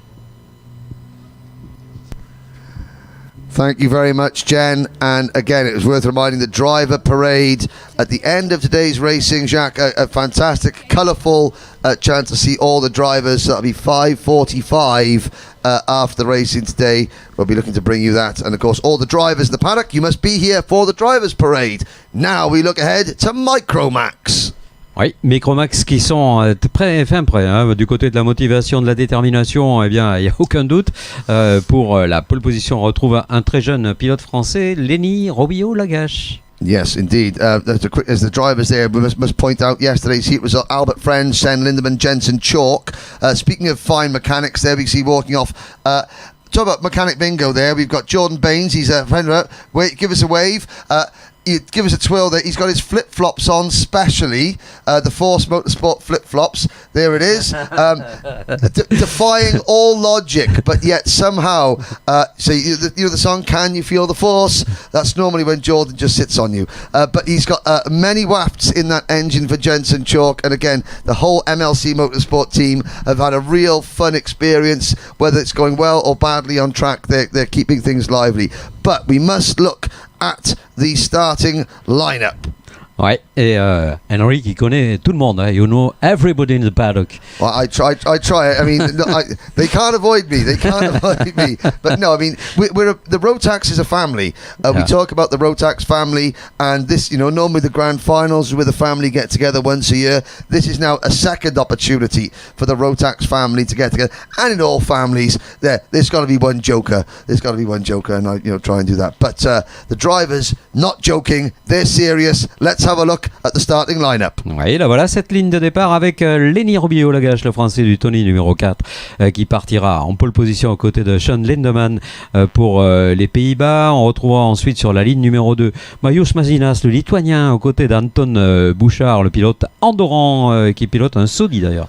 Yesterday's Heat 1 winner, Albert Friend, starts on the inside of third row, and Jensen Chalk for the MLC Motorsport Force Engines combination on the outside of row number 3. Then it is Patrick Jokius from Lithuania and Jean Puyol on the outside of row 4. Ligne numéro 5 et la 9e position pour Juan Camilo Reyes Garzón avec le KR. Il nous vient de Colombie, lui il nous vient d'Allemagne, c'est Lennox Litzinger, le pilote du Tony numéro 96. Ligne numéro 6 pour Alexander Volkmer qui est autrichien, avec à ses côtés Mathis Brajo, le pilote français qui pilote un Red Speed. On the penultimate row of the grid, from Lithuania, Jokubas Vaskalis, and from Mexico, Matias Polanco Cantu. And then the young lady from Israel, Agam Shriki, at the back of the field. You can see the pink crash helmet. Now, yesterday, we so in qualifying did a 1:05.035. In Heat 1, she did a 1:03.361. So the next goal for number 71, Agam Shriki, is a 1:02. And hopefully we'll have lots of people there. And so, some great new graphics. Now you can see the drivers as well without the crash helmets on.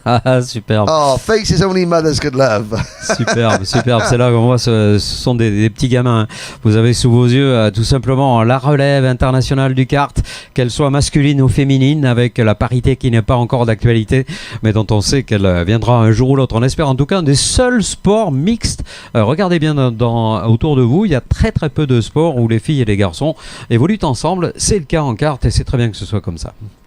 And I think I must make a big thank you to the Apex Timing team and Thomas and his colleagues there, because they're working hard to be like, yesterday we had one set of graphics, today we have new graphics, and now we've got photos as well. And a big thank you to Thomas, for doing that. He's there sitting in his dark glasses next to us, looking as cool as a cucumber.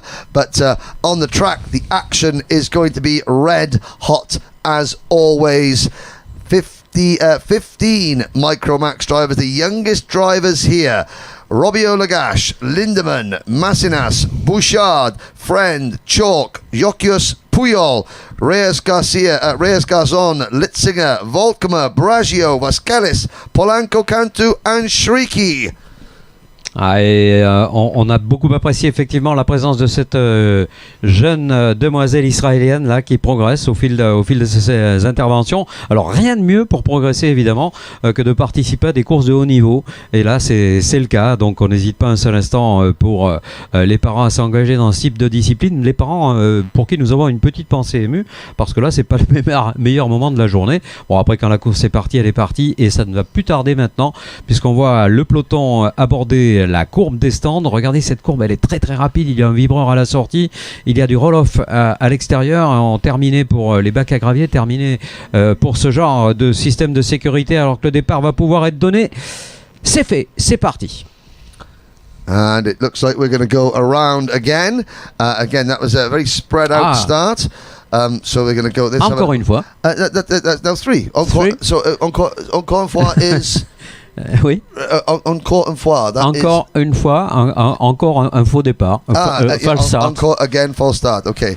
There was the song Encore une fois, a 90s dance track. I seem to remember. Sash did Encore une fois was a dance track. Now I know. Il va faire Play it again. Il va faire des programmes en français. So the youngest drivers, they will. This is going to be, once again, a 9-lap race. Now, we're going to tell you what's going to happen at the end of this one. So we've got one more race. We've got DD2 Masters, their final heat at the end of this race. Then we'll have a break for lunch. This afternoon, ladies and gentlemen, we have the final heats in all the classes. 2, 4, 6, 8 more races to bring you this afternoon. That's 8 more opportunities for myself, Henry Baudet, and my colleague Jacques Sabatier to tell you what's going on the track, and for Jen Wade to interview various personalities out in the paddock. We'll be bringing you the Drivers' Parade later on. It's going to be a packed schedule here. Don't forget, go and order your photos here in the paddock from ph24.it or see them in the paddock just opposite the big Rotax arch. But... Albert Friend, who competed. Now I'm looking at the Mayos Massinas. He competed in the grand finals last year. So did Albert Friend. I think maybe Matthias Polanco as well did for Mexico. So there are some drivers with experience at an international level. There are other drivers here who are competing at the international level for the very, very first time. Ouais, c'est vrai qu'on n'a pas forcément le peloton le plus homogène sur l'expérience acquise par les uns ou les unes et les autres. C'est tout à fait naturel. C'est particulièrement vrai, bien sûr, lorsqu'on s'adresse à des gens si jeunes. Donc, on pardonnera volontiers à des pilotes d'avoir le temps d'apprendre, d'être pas dans les rythmes des meilleurs. Attention, ces meilleurs-là, c'est Lindemann, on l'a dit, sur le côté droit et Robbio Lagash sur le côté gauche. Pilotes qui vont aborder pour une deuxième fois, donc après le 3e faux départ consécutif de cette matinée, ce qui souligne encore une fois la montée en puissance de ce championnat RMCIT pour cette saison 4 du championnat ici au Mans, avec la volonté évidemment d'aller chercher son billet pour la grande finale internationale qui aura lieu à quel endroit? This year? Portimao. Au Portugal, dans l'Algarve. Yes, so here we go. In the tram lines once more. This time, lights are out. This time, we're off and racing. And it's a good start from Lenny Robbio Lagash and Sven Lindemann on the outside in that red and white Birrell kart. Losing out a few places. In fact, he's lost 2, maybe 3. No, he tucks back in front of Jensen Chalk. But it's Robbio Lagash who leads at the moment. Up into second place is Mayos Massinas on the Paralin kart in kart number 77. Second position. And I think it's the number 15 kart of Andorra's Anton Bouchard into third place. So the only driver here from Andorra, saw the license plate and the stickers on the back of the van in the paddock here. The Saudi kart driver number 15, Anton Bouchard, in third position. I cannot remember in my time ever Andorra qualifying a driver for the grand finals. Hopefully Bouchard can somehow get there. No ticket available for the grand finals in Micromax this week, but there are plenty of other opportunities available. At the end of lap number 1 though, Robbio Lagache leads from Massinas and Bouchard. Ouais, Massinas qui tente, on le voit, d'aller chercher à déjouer cette aspiration que provoque le leader. Pour l'instant, la trajectoire peut être corde, pas de souci, attention à la sortie de ne pas aller hors des limites de la route de course. On l'a vu, hein, des track limits qui ont été mises à mal quelquefois, pas trop sanctionnés tout de même pour l'instant. Et Robbio Lagache qui est littéralement sous la menace de Marius Massinas, avec Anton Bouchard, avec Sven Lindemann, le pilote néerlandais, et Jensen Schalk, le pilote britannique. Voilà le top 5 pour l'instant de ce groupe de jeunes. Out onto the banking on lap number 2 out of 9. Robbie Lagache with that green and white Tony kart. Number 4, that is, Lenny Robbie Lagache entered the kart, so a privateer entry. Here comes the number 77 of Marius Massinas, really working away, and he looks at the inside going into Paddock Bend, and Mikos Massinas, the Autex Racing driver on the Paralane chassis, takes the race lead. Robbie Lagache doesn't fight it too much, but the rest of the pack closing back in. You've still got Bouchard in third, and now Robbie Lagache trying to push the race leader away from the chasing pack. Allez, ils vont peut-être partir tous les deux, hein. On le voit, Massinas qui est le nouveau leader. Eh bien, Robbio Lagache qui va contre-attaquer immédiatement et passer. Superbe attaque à l'entrée du premier de droite des deux chaînes. Donc là, c'est vraiment une belle explication qui va servir Bouchard. Je pense que l'Andorran va permettre, à travers cette bagarre, va pouvoir plutôt rester dans le rythme des meilleurs. Et pourquoi pas amener avec lui Lindemann et Schalk, et pourquoi pas amener Freund, Pujol, qui sont bien installés aux positions suivantes. Pour l'instant, le peloton est certes un petit peu disloqué, mais devant, la bataille est superbe. Oh, contre-attaque immédiate du pilote Massinas. Et ça devrait passer. They're chopping and changing the race lead here. Massinas back in front. So Robbie Lagache retook the place at Curva de Duchan, and then going into Technopark corner, Massinas retook the favour. But now here comes Robbie Lagache to the inside. Behind them, Jensen Chalk making the move for P3. There goes the number 18 kart of Jensen Chalk into third position. Lindemann following him through in fourth place. That pushes the Bouchard back to fifth. Albert Friend is there in sixth position. Puyol 7th. Jokius is in 8th. But the Micromax drivers putting on a real show here at the moment. And there goes Bouchard back in front of Sven Lindemann at Piff Paff for P4.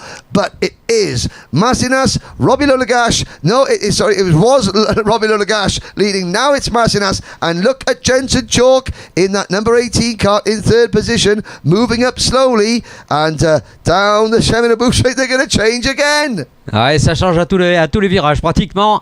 C'est absolument magnifique. Robbio Lagache qui repart. Oh, et au virage d'après, Massinas qui reprend la tête. Extraordinaire avec Bouchard qui va en profiter clairement, hein. Le numéro 18 maintenant de Jensen Schalk au troisième rang. Quelle course extraordinaire nous offrent les jeunes. Well, they've taught that though. Robbie Lagache and Massinas have swapped places 5 times in the last 2 laps, and each time the move has been beautifully clean. No bumping, no barging, just great racing. But it does mean though the chasing pack are closing up, and there's a huge group now for the race lead. Chalk in third in that blue and white MLC kart. Then Bouchard on the Saudi kart. In fourth position, number 5, and here comes Jensen Chalk up to the banking for P2.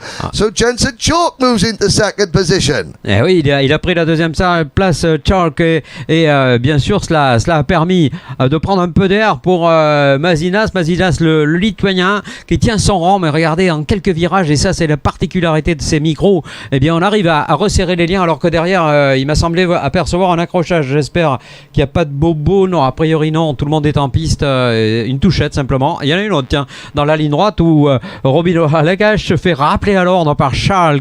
Superbe prestation du Britannique et du Français. Now a little bit further back there, notice coming through Paddock Bend, there was a collision between Bouchard and Lindemann. That's dropped them back. Bouchard now running in 7th, Lindemann running in 9th, but here is the lead group, and here comes Jensen Chalk for the race lead. So for the first time, you could say Jensen Chalk leads an international kart race, but for how long? Because Robin Lagache is right there with him. Albert Friend in the number 91 Tony kart is also there as well, and now we're down to 4, Mikolas Masinas in 4th position, but Jensen Chalk leads the field onto the Cheminot straight, but here comes Robin Lagache back at him into Technopark corner.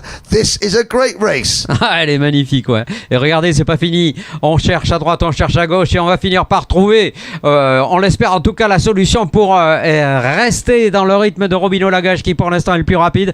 Mais derrière, attention à Charles qui me paraît le plus déterminé pour l'instant, en tout cas le plus équilibré.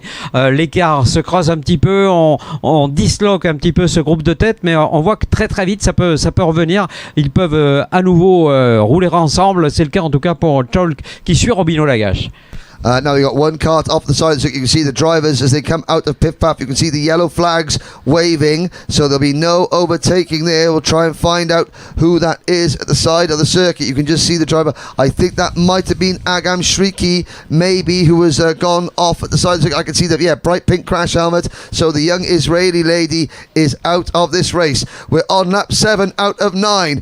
Robin Lagache and Jensen Chalk have now pulled away a little bit from Albert Friend, and Jensen Chalk retakes the lead. Here comes Albert Friend into 2nd position. So Robin Lagache goes from 1st to 3rd, and as they start lap number 8, Chalk has a 3-kart length lead, but look at the slipstream. Here comes Friend and Robin Lagache trying to close in on the MLC Motorsport number 18. Voilà, qui a dit il était difficile de doubler au moment.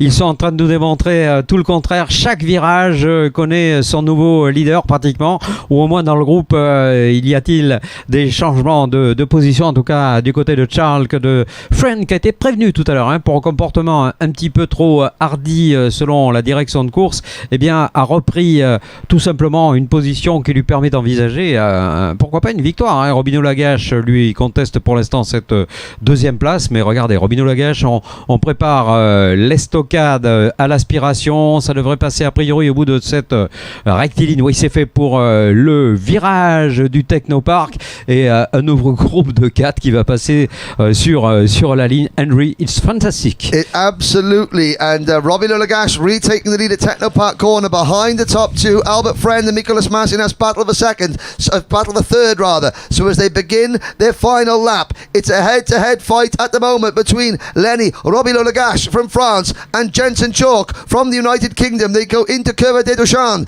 underneath the trees, and the moment Jensen Chalk not close enough to challenge, but as they get onto the main Cheminot Booth straight, I think the slipstream will play into things. Now Chalk is with him. Out onto the banking. Chalk switches to the outside. Will he dive up the inside going into banking? Yes, he does. Jensen Chalk takes the lead, runs a bit wide. Robin Lagache gets him back. And in 3rd place, Masinas now has it. This is fantastic. Ouais, on dirait une course de Moto 3. C'est exactement la même chose. Alors, est-ce qu'il va y aller sur l'aspiration? Il reste une solution, seulement une. Et Robin Lagache qui pourrait s'emparer de cette victoire. Attention! Oh, quelle course extraordinaire de Charles également pour se contenter du 2e rang. Mais quel 2e rang! Well, myself and Jacques Sabatier, we've taken our shoes and socks off because we run out of fingers. We've got to count our toes to go through the amount of lead changes in that race. I mean, we're going to do a replay package, but there's so many highlights of that one. Let's take you through the provisional finishing order. Lenny Robin Lagache takes his first win of the weekend there. There is a picture of him. Jen spoke to him earlier. Now we know that his English wasn't brilliant, so in French, in that crash helmet, he'll be, say, la magnifique Lenny, Robbie Lagash. Jensen Chalk finishes second, a great drive. Marius Massinus finishes in third position. Albert Friend, yesterday's first heat winner, he finishes in fourth place. Sen Lindemann, fifth, and then it is Jokius, Bouchard, Litzinger, Puyo, Bragio, Vasquelis, Reyes Garcon, Volkmer, Palanco Cantu, and I'm just looking there, we sadly, Agam Shriki failed to finish, but before she retired, she did a 1:03.560, so just about the same speed as she went yesterday. But let's have a look at some of these there. I mean, the amount of lead change is unbelievable. Robbie Lagash, Chalk, Massinas, and Albert Friend. A round of applause for all of them. Ouais, quelle course, hein. On va voir toutes ces alternances entre le top 4, sachant que Friend, on le voit là, est de plus en plus menaçant sur Mazina. Ça passe à ce moment de l'épreuve. Devant, bien sûr, l'explication va bon train. Et Robin Lagash à l'aspiration au virage du Technopark attaque une première fois. Je pense que c'est là qu'il va être contre-attaqué immédiatement par Scholk. Scholk qui va essayer de prendre la corde à cet endroit où personne ne double. Il n'y a que... Ouais, et c'est derrière que ça se passe en fait. Et qui va passer, ouais, joli Scholk qui s'empare du deuxième rang avec Mazinas qui se contente de la 4e position. On a cru que les carottes étaient cuites là, eh bien non, puisque tout au long de la manche, les contestations ont été bel et bien réelles. Robin Lagash dans l'aspiration qui va reprendre la première position encore une fois dans ce virage qu'il affectionne particulièrement. Et c'est là qu'on va trouver des solutions ailleurs et partout. Ici à la relance sur le pif-paf, pas de souci pour le moment. Regardez derrière, ça touche, mais c'est propre. And what every time I notice is that we saw there, Robbie Lagash, he really committed and dived into Technopark corner there. Jensen Chalk had the ability to look and think, okay, not turn in, to just run a bit wide, and lots of give and take in that. But before we get underway with the last race of this morning, which will be taking place in a few minutes' time, Jen Wade has a quick interview out on the terrace, I believe. I'm on the terrace and I've stumbled upon Kai Hunter. Now, Kai, you're telling me you're not having such a good weekend, but I mean, this guy has just about won everything there is almost to win. He's here to win this, but tell us how his weekend is going. Yeah, the weekend's going average, to be fair. Messed up qualifying, which was my bad. I dropped a wheel in the middle left, but yeah, starting 7th and 8th each time, which is not easy because this track is very, very aggressive at the start, so you just have to get through cleanly and pick them off one by one, but yeah. I like how you say that, you just get through cleanly and pick them off, because I said to you, I don't doubt that you have any problem picking them off and getting up there, but it isn't easy. Some good drivers. But of course, you're racing almost every weekend. But what brings you here to the International Trophy? Well, last year, me and my brother Reese came 1 and 2, so obviously I finished second, so I wanted to do one better this year, but it's obviously very hard. Some really good drivers with some really good kit, so yeah, it's obviously a big challenge coming over here. Of course, you've got a young group. I can see Scott Marsh there taking a video of us, but a young group of guys in the tent there, but I'm sure they look at you and just watch you racing. I mean, between yourself and Reese and what you do, I think you can take a lot of credit for that. Last year, 1 and 2 on the podium, but I wondered about that, if you've come back to take P2 from P2 to go to P1 this time and say, right, I want that ticket. Yeah, obviously last year was hard with me and Reese because he won nearly everything and I came second. So obviously this year I wanted to do one better in everything. So that's why I came across here. Okay. To some friends watching in Japan. Okay, we can't speak. Oh yes, we can. We can speak Japanese. Kambawa to our friends at Eco watching. They're watching. We talk from Japan. Have you ever been to Japan? No. Okay, that's another story. Thanks, Kai. Good luck in the race. We're going to see you at the top. Thank you very much. Thank you. Thank you, Scott.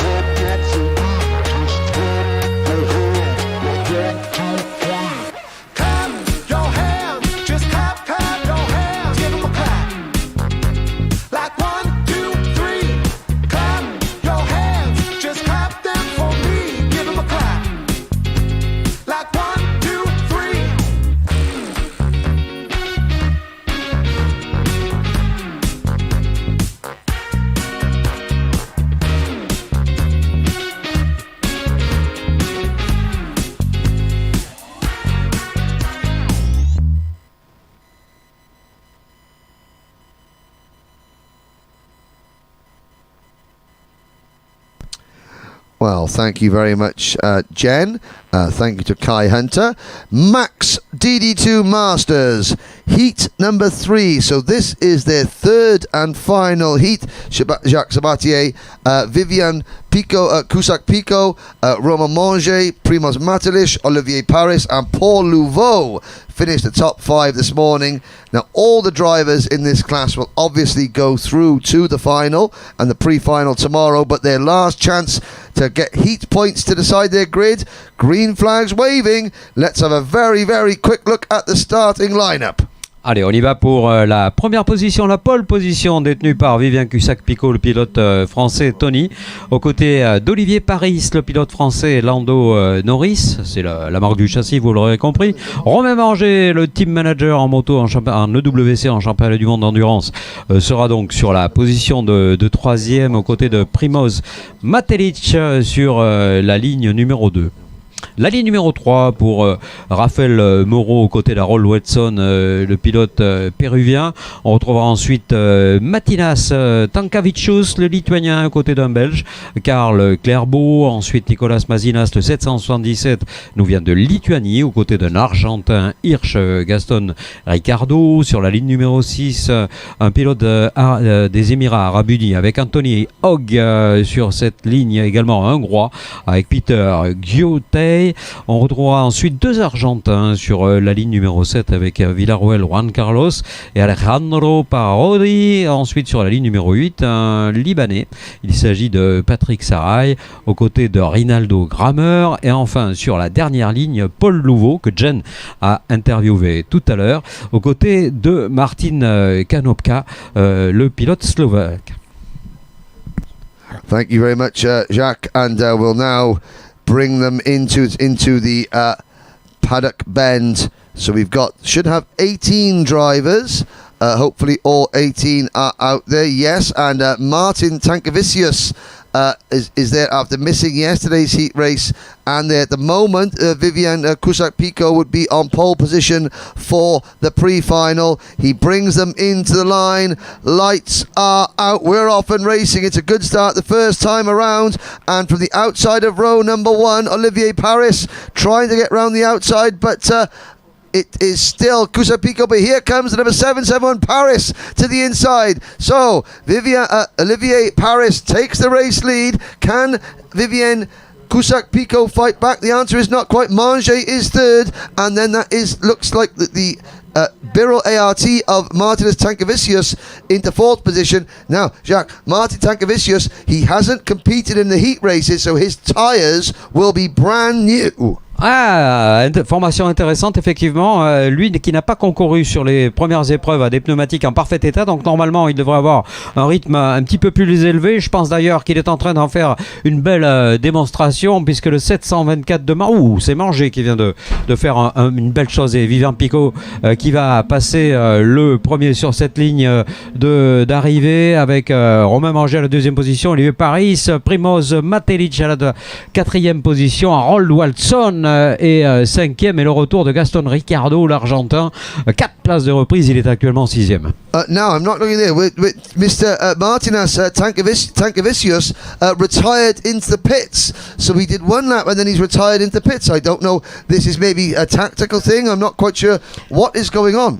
Est-ce qu'il s'agirait pour lui effectivement d'une tactique de garder des pneus? Je vois pas très bien pourquoi. Peut-être pour la toute dernière manche. C'est vrai qu'ils sont pas hyper nombreux, ils sont 18, mais j'aurais tendance quand même à pencher vers un nouveau souci technique pour le pilote lituanien. 3 Français devant, tiens, ça fait plaisir, avec Vivien Cusack-Picot, Romain Manger et Olivier Paris. Pour l'instant ça reste comme ça. So they complete lap number 2 to start lap number 3. It is Cusack-Picot holding off Romain Manger, but only by a whisker. Then it is Paris back to 3rd. Matelich is in 4th position, so it's kart number 7, 3-3. Vivian Cusack-Picot leading the number 7, 2-4. Lando Norris, kart of the Leveaux Sport team. run by Romain Manger in second position. They go through Piff Paff out towards the banking, and you can see Olivier Paris in kart number 771, the Paris entered driver, privateer driver, in third position. Then it is Primoz Matelish in fourth position. Harold Watson from Peru is in fifth on the Sodi kart, and those top five are breaking away as we complete lap number 3. Ouais, il y a une petite avance effectivement prise par ce top 5 avec Olivier Paris qui prend un instant le meilleur tour, mais c'est Paul Leveaux, Super Paul, qui va prendre ce meilleur tour. On a vu ça remonter, déjà 9 places de gagné après 2 tours seulement. C'est incroyable, hein. C'est un retour qu'on espère gagnant. Ça peut lui permettre en tout cas de limiter les dégâts sur la position qui sera la sienne sur la grille de la pré-finale. C'est après tout l'objectif, c'est surtout le but de ces qualifications. On va regarder à quel niveau il se situe dans le groupe, actuellement pointé 7e, l'écart qui le sépare. Bon, à mon avis, il a pris la 6e position déjà, hein, parce qu'il avait seulement 6 centièmes de handicap sur le pilote qui était devant lui, et devant, encore une fois, la domination, tout simplement, de Vivien Cussac-Picot se confirme, même si Romain Manger fait tout ce qu'il peut pour essayer de rester à ce deuxième rang, ou au moins préserver sa place de seconde devant Olivier Paris. Now behind them, as you can see, behind the top five, you've got the gap behind Watson. Here is Paul Leveaux now. Paul Leveaux has driven through the field in 2 heat races so far. He's driving through the field again, so he started this race like an absolute scalded cat. But the question is he taking too much out of his tyres? The weather conditions are very hot. Of course, drivers only have the one set of tyres. There's Leveaux. He's now ahead of number 777, Nicolas Massinas. Leveaux is already up at the P6 now. Massinas down to 7th. Gaston Ricardo Hirsch is in 8th. Then it's Parodi 9th. Morrow 10th. Guitai is 11th. Konopka, Claribo, Hogg, Villarreal, Sarai, and Graminger. I think Ronaldo Graminger has a problem potentially. No, Graminger's still out there. But Paul Leveaux, there he is, the top of your screen in kart number 708. The Leveaux entered driver, and he's pushing, but he does have to use up a lot of his tyre life to get there, as Cussac-Picot beginning to edge away from new second place driver Olivier Paris. Ouais, Paris qui fait une très belle course à la 2e place en effet. On voit d'ailleurs cette attitude extrêmement élégante de Paris. Derrière, Manger a de belles choses à faire également. Il a le devoir d'ailleurs, hein. Il attaque derrière Romain Manger. Il vient de passer à l'instant dans le banking. Pas de souci. Donc, belle contre-attaque de Paris. Fallait le faire, fallait l'oser. Anything the Micromax drivers can do, the Masters drivers can do just as well. And that's allowing Harold Watson in the Sodi kart, the Peruvian driver, number 779, to close in. It's also allowing Vivien Cussac-Picot to pull away and wave au revoir to the chasing pack. Here comes Manger again, trying to pass Paris into turn number 1. Does he do it? No. Paris still holds on to second. Manger, Matelish, Watson, and then Paul Leveaux catching this group for second. He started 18th. Il prend le meilleur tour en course, Paul.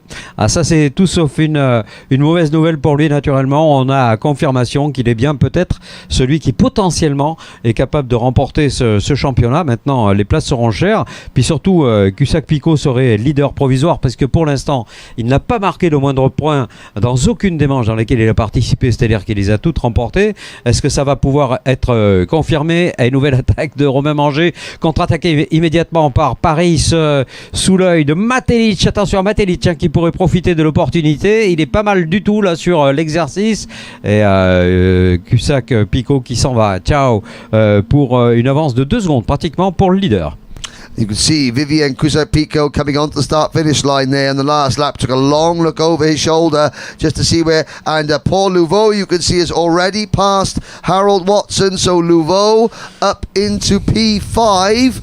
And he's got to be thinking second place is on the cards here. We're on lap 8 out of 10, and it is now Manger in second position. And there is a move, Leveaux up the inside of Matelish. Matelish closes the door though on the banking, and that's the first time that we have seen Leveaux try to make a move and it not work. Ouais, il a essayé, ça n'a pas marché. Et là, bien sûr, c'est pas un bon plan parce que les autres ont pris le large maintenant devant. Ça va être beaucoup plus compliqué pour Paul. Maintenant, il n'a pas le choix. Hein. Il est obligé d'avoir ce type de stratégie alors qu'on voit cette avance considérable. Et derrière, c'est pas fini. Hein.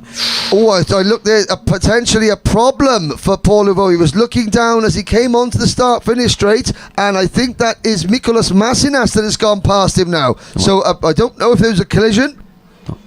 Ah, est-ce qu'il y a eu une petite touchette? Est-ce que Paul aurait été victime d'une crevaison sur cette touchette? J'en sais rien. En tout cas, pour l'instant, ça va être difficile pour lui de pouvoir améliorer cette place qu'on avait espéré un petit peu meilleure au vu, en tout cas, de ce qu'il présentait de performance pure tout à l'heure. Bien, pour l'instant, il doit se contenter de la 7e position, voire même, oui, de la 7e position. I think Paul Leveaux actually went off a little bit before coming through turn 5, kicked him a little bit of dust, not quite sure what's going on, maybe a setup problem with the kart, a mechanical problem issuing, a wheel moving around. Here is Pico now. Ah, et puis, he crosses the line. Et dernier tour, hein. Ouais, final lap pour cette épreuve. Vivien Cusack-Picot qui va donc être très logiquement en avance sur la concurrence. Romain Manger va faire le bon coup. Hein. Deuxième position pour Romain. S'il arrive à préserver cette place, eh bien, ce sera limiter les dégâts. On rappelle qu'il avait connu des soucis dans une des manches qualif, c'est-à-dire qu'il avait marqué le maximum de points. Ce qui fait que provisoirement, il ne serait que 5e avant cette épreuve. On verra hein, s'il arrive à remonter d'un rang ou deux. Ça pourrait être une ligne, hein, ça serait déjà bien. Manger devant Paris et Matelic, voilà ce qui nous évoque évidemment un classement désormais habituel dans cette catégorie DD2 Master. So it's going to be a third win out of 3, a clean sweep for Vivien Cusack-Picot. So like Kai Riarts in senior, it is going to be a perfect score in the heats for Vivien Cusack-Picot. He takes the checkered flag. Manger is second, Paris is third, Matelic is fourth, Harold Watson is 5th, and then it is Leveaux in 6th position, followed by Gaston Ricardo Hirsch, Mikolas Masinas in 8th, Rafael Moro, Martin Konopka, Alejandro Parodi, Carl Claribo, Peter Gutai, Juan Carlos Villarreal, Anthony Hogg, and Patrick Sarai, your top 16. Ronaldo Gramiger is 17th. Martinez Tankavicius failed to finish, but even though we only have 18 DD2 Masters, that driver on your screen there, Vivien Cusack-Picot, the stepbrother of DD2 driver Nicolas Picot, is equally, so he has completed his heats undefeated. He will start the pre-final for DD2 Masters tomorrow from pole position. Unofficially, Matelic will start alongside him. Olivier Paris will be in third on the grid. Leveaux, well, Paul Leveaux, after getting black flagged in qualifying, he will start the pre-final from fourth. Here is a look at some of the highlights, Jacques. Oui, les meilleurs moments de cette épreuve avec les replays. Merci Mélina de nous offrir des images aussi belles. Avec là aussi des attaques. On voit Manger qui attaque sur Paris. Une très très belle attaque absolument scolaire, absolument académique. Ça passe sans souci. On voit Paris très résistant tout de même hein, sur l'exercice en tout cas de cette première partie d'épreuve. 771, c'est la plaque de ce pilote. Alors certes, on ne le découvre pas, mais en même temps, on est en train de comprendre qu'il fera partie des animateurs. Et cette avance de Cusack-Picot sous le damier qui est un peu insolente, mais c'est vrai qu'elle a largement aidée par les battles qui ont eu lieu derrière. Deuxième position donc pour Romain Manger, troisième place pour Olivier Paris. On retrouve ensuite Primoz Matelic, Harold Watson et Paul Leveaux qui s'inscrit sixième. Magnifique retour de 11 places sur la position qui était la sienne sur la grille de départ. Et puis un Israélien ensuite avec Hirsch, Gaston Ricardo, 3 places de gagné. Masinas à la 8e position de même Moreau, 10e Konopka. Well, we have one more interview to show you. There's now going to be a lunch break here at the circuit. But Jen Wade, I believe you have one more driver to chat to before we go for a break. Yes, indeed I do. I have the new European Mini champion, recently crowned, Boaz Maximov. Welcome again to Le Mans, Boaz. Yeah, it's a really nice track and yeah. You like it? Yeah.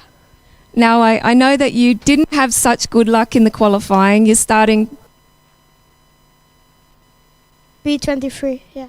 Okay, starting P23, but yesterday you were so fast coming through the field, 6th place, and then off the track. Yeah, I started for 23, and in one corner I stand 11, but last lap I stand 6, and someone pushed me off the track in the last corner. I think there's a little bit of nerves out there yesterday. What do you think? Yeah, but it's hard info, and yeah, that's always good. It is always good. It's got to be fair. It's got to be hard racing. Now, you just won the European mini class. That's pretty exciting. You've got your ticket to the grand finals. Yeah, I'm so happy with that, but I will always more. And you have always duels for Holland. You want more and more. Do you want that Can-Am Quad DS90 when you win this weekend? You're going to take it home, ride it? Yeah, but first I will this weekend to win. Of course, it's the right answer from every driver. They say, I don't care, I just want to win. It's so important. But Boas, you know you're a good driver. You still have the pre-final and final also tomorrow. Another race. So how are you feeling now? I know you were cooling down your hand there for a little while, but you're feeling okay? Yeah, I'm okay, but I can drive. I know you can drive. Everything's good. But I know you have to say hi to someone back home in the Netherlands. Ja, de ouders van Sophie Latsik, hè. Hallo. That's your mechanic's mum and dad. They're watching. Yeah. So she's doing a good job, Sophie? Yeah, always. I think she's one of the most experienced mechanics in the paddock. Yeah. And he's got her. So hi to everyone at home watching. Boas, we have to go for lunch now and come back later. So maybe you can say goodbye in Dutch to everybody. We're coming back just before 2 o'clock, maybe 10 minutes before 2. So make sure you're watching. And also this afternoon is a driver presentation. Everybody's going to be there, all the drivers, so everyone has to watch about 5:45. But for now, say goodbye and we'll see you also after lunch. Aye. Thank you.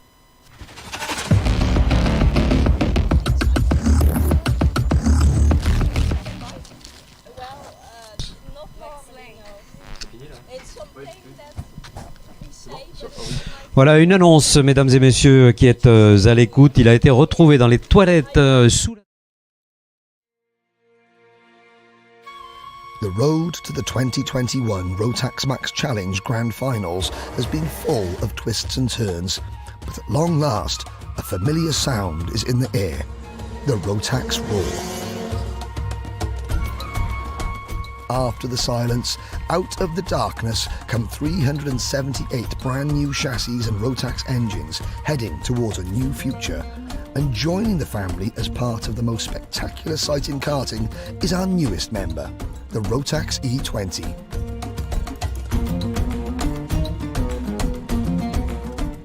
The smiles are hidden, but they are still there, as are the hallmarks of the grand finals: parity, fairness, and equality of equipment.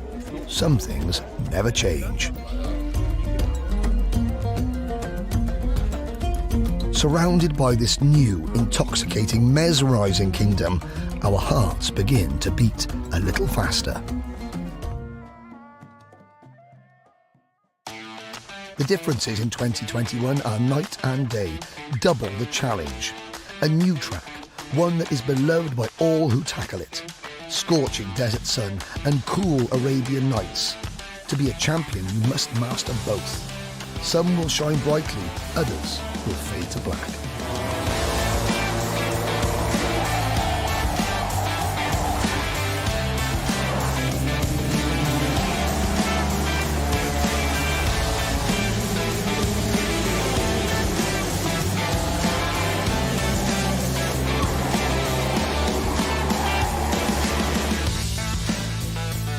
After nearly 800 days, the Rotax family is back together. Our international bond resumes. Each driver is connected, but their goal is singular: to beat every other champion and become the best in the world. 5 long days and nights of practice, qualifying and racing have passed, And for the finalists, one last check. Every nut, bolt and wire fastened, secured and ready for the final test. Who will stand tallest and conquer the Rotax world?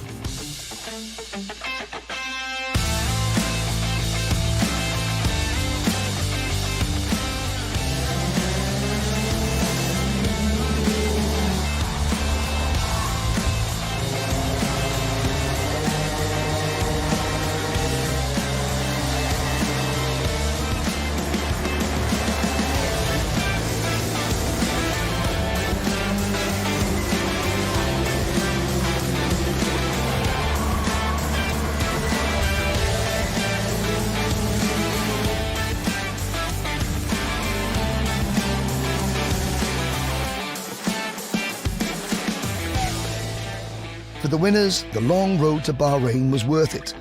All the trials, tests and tribulations fade to memory, replaced with the title of Rotax Max Challenge Grand Final Champion. For those who fell short, there's always next year. There will be a next year. Our journey to Bahrain was tough, but BRP Rotax would like to thank everyone who walked it with us.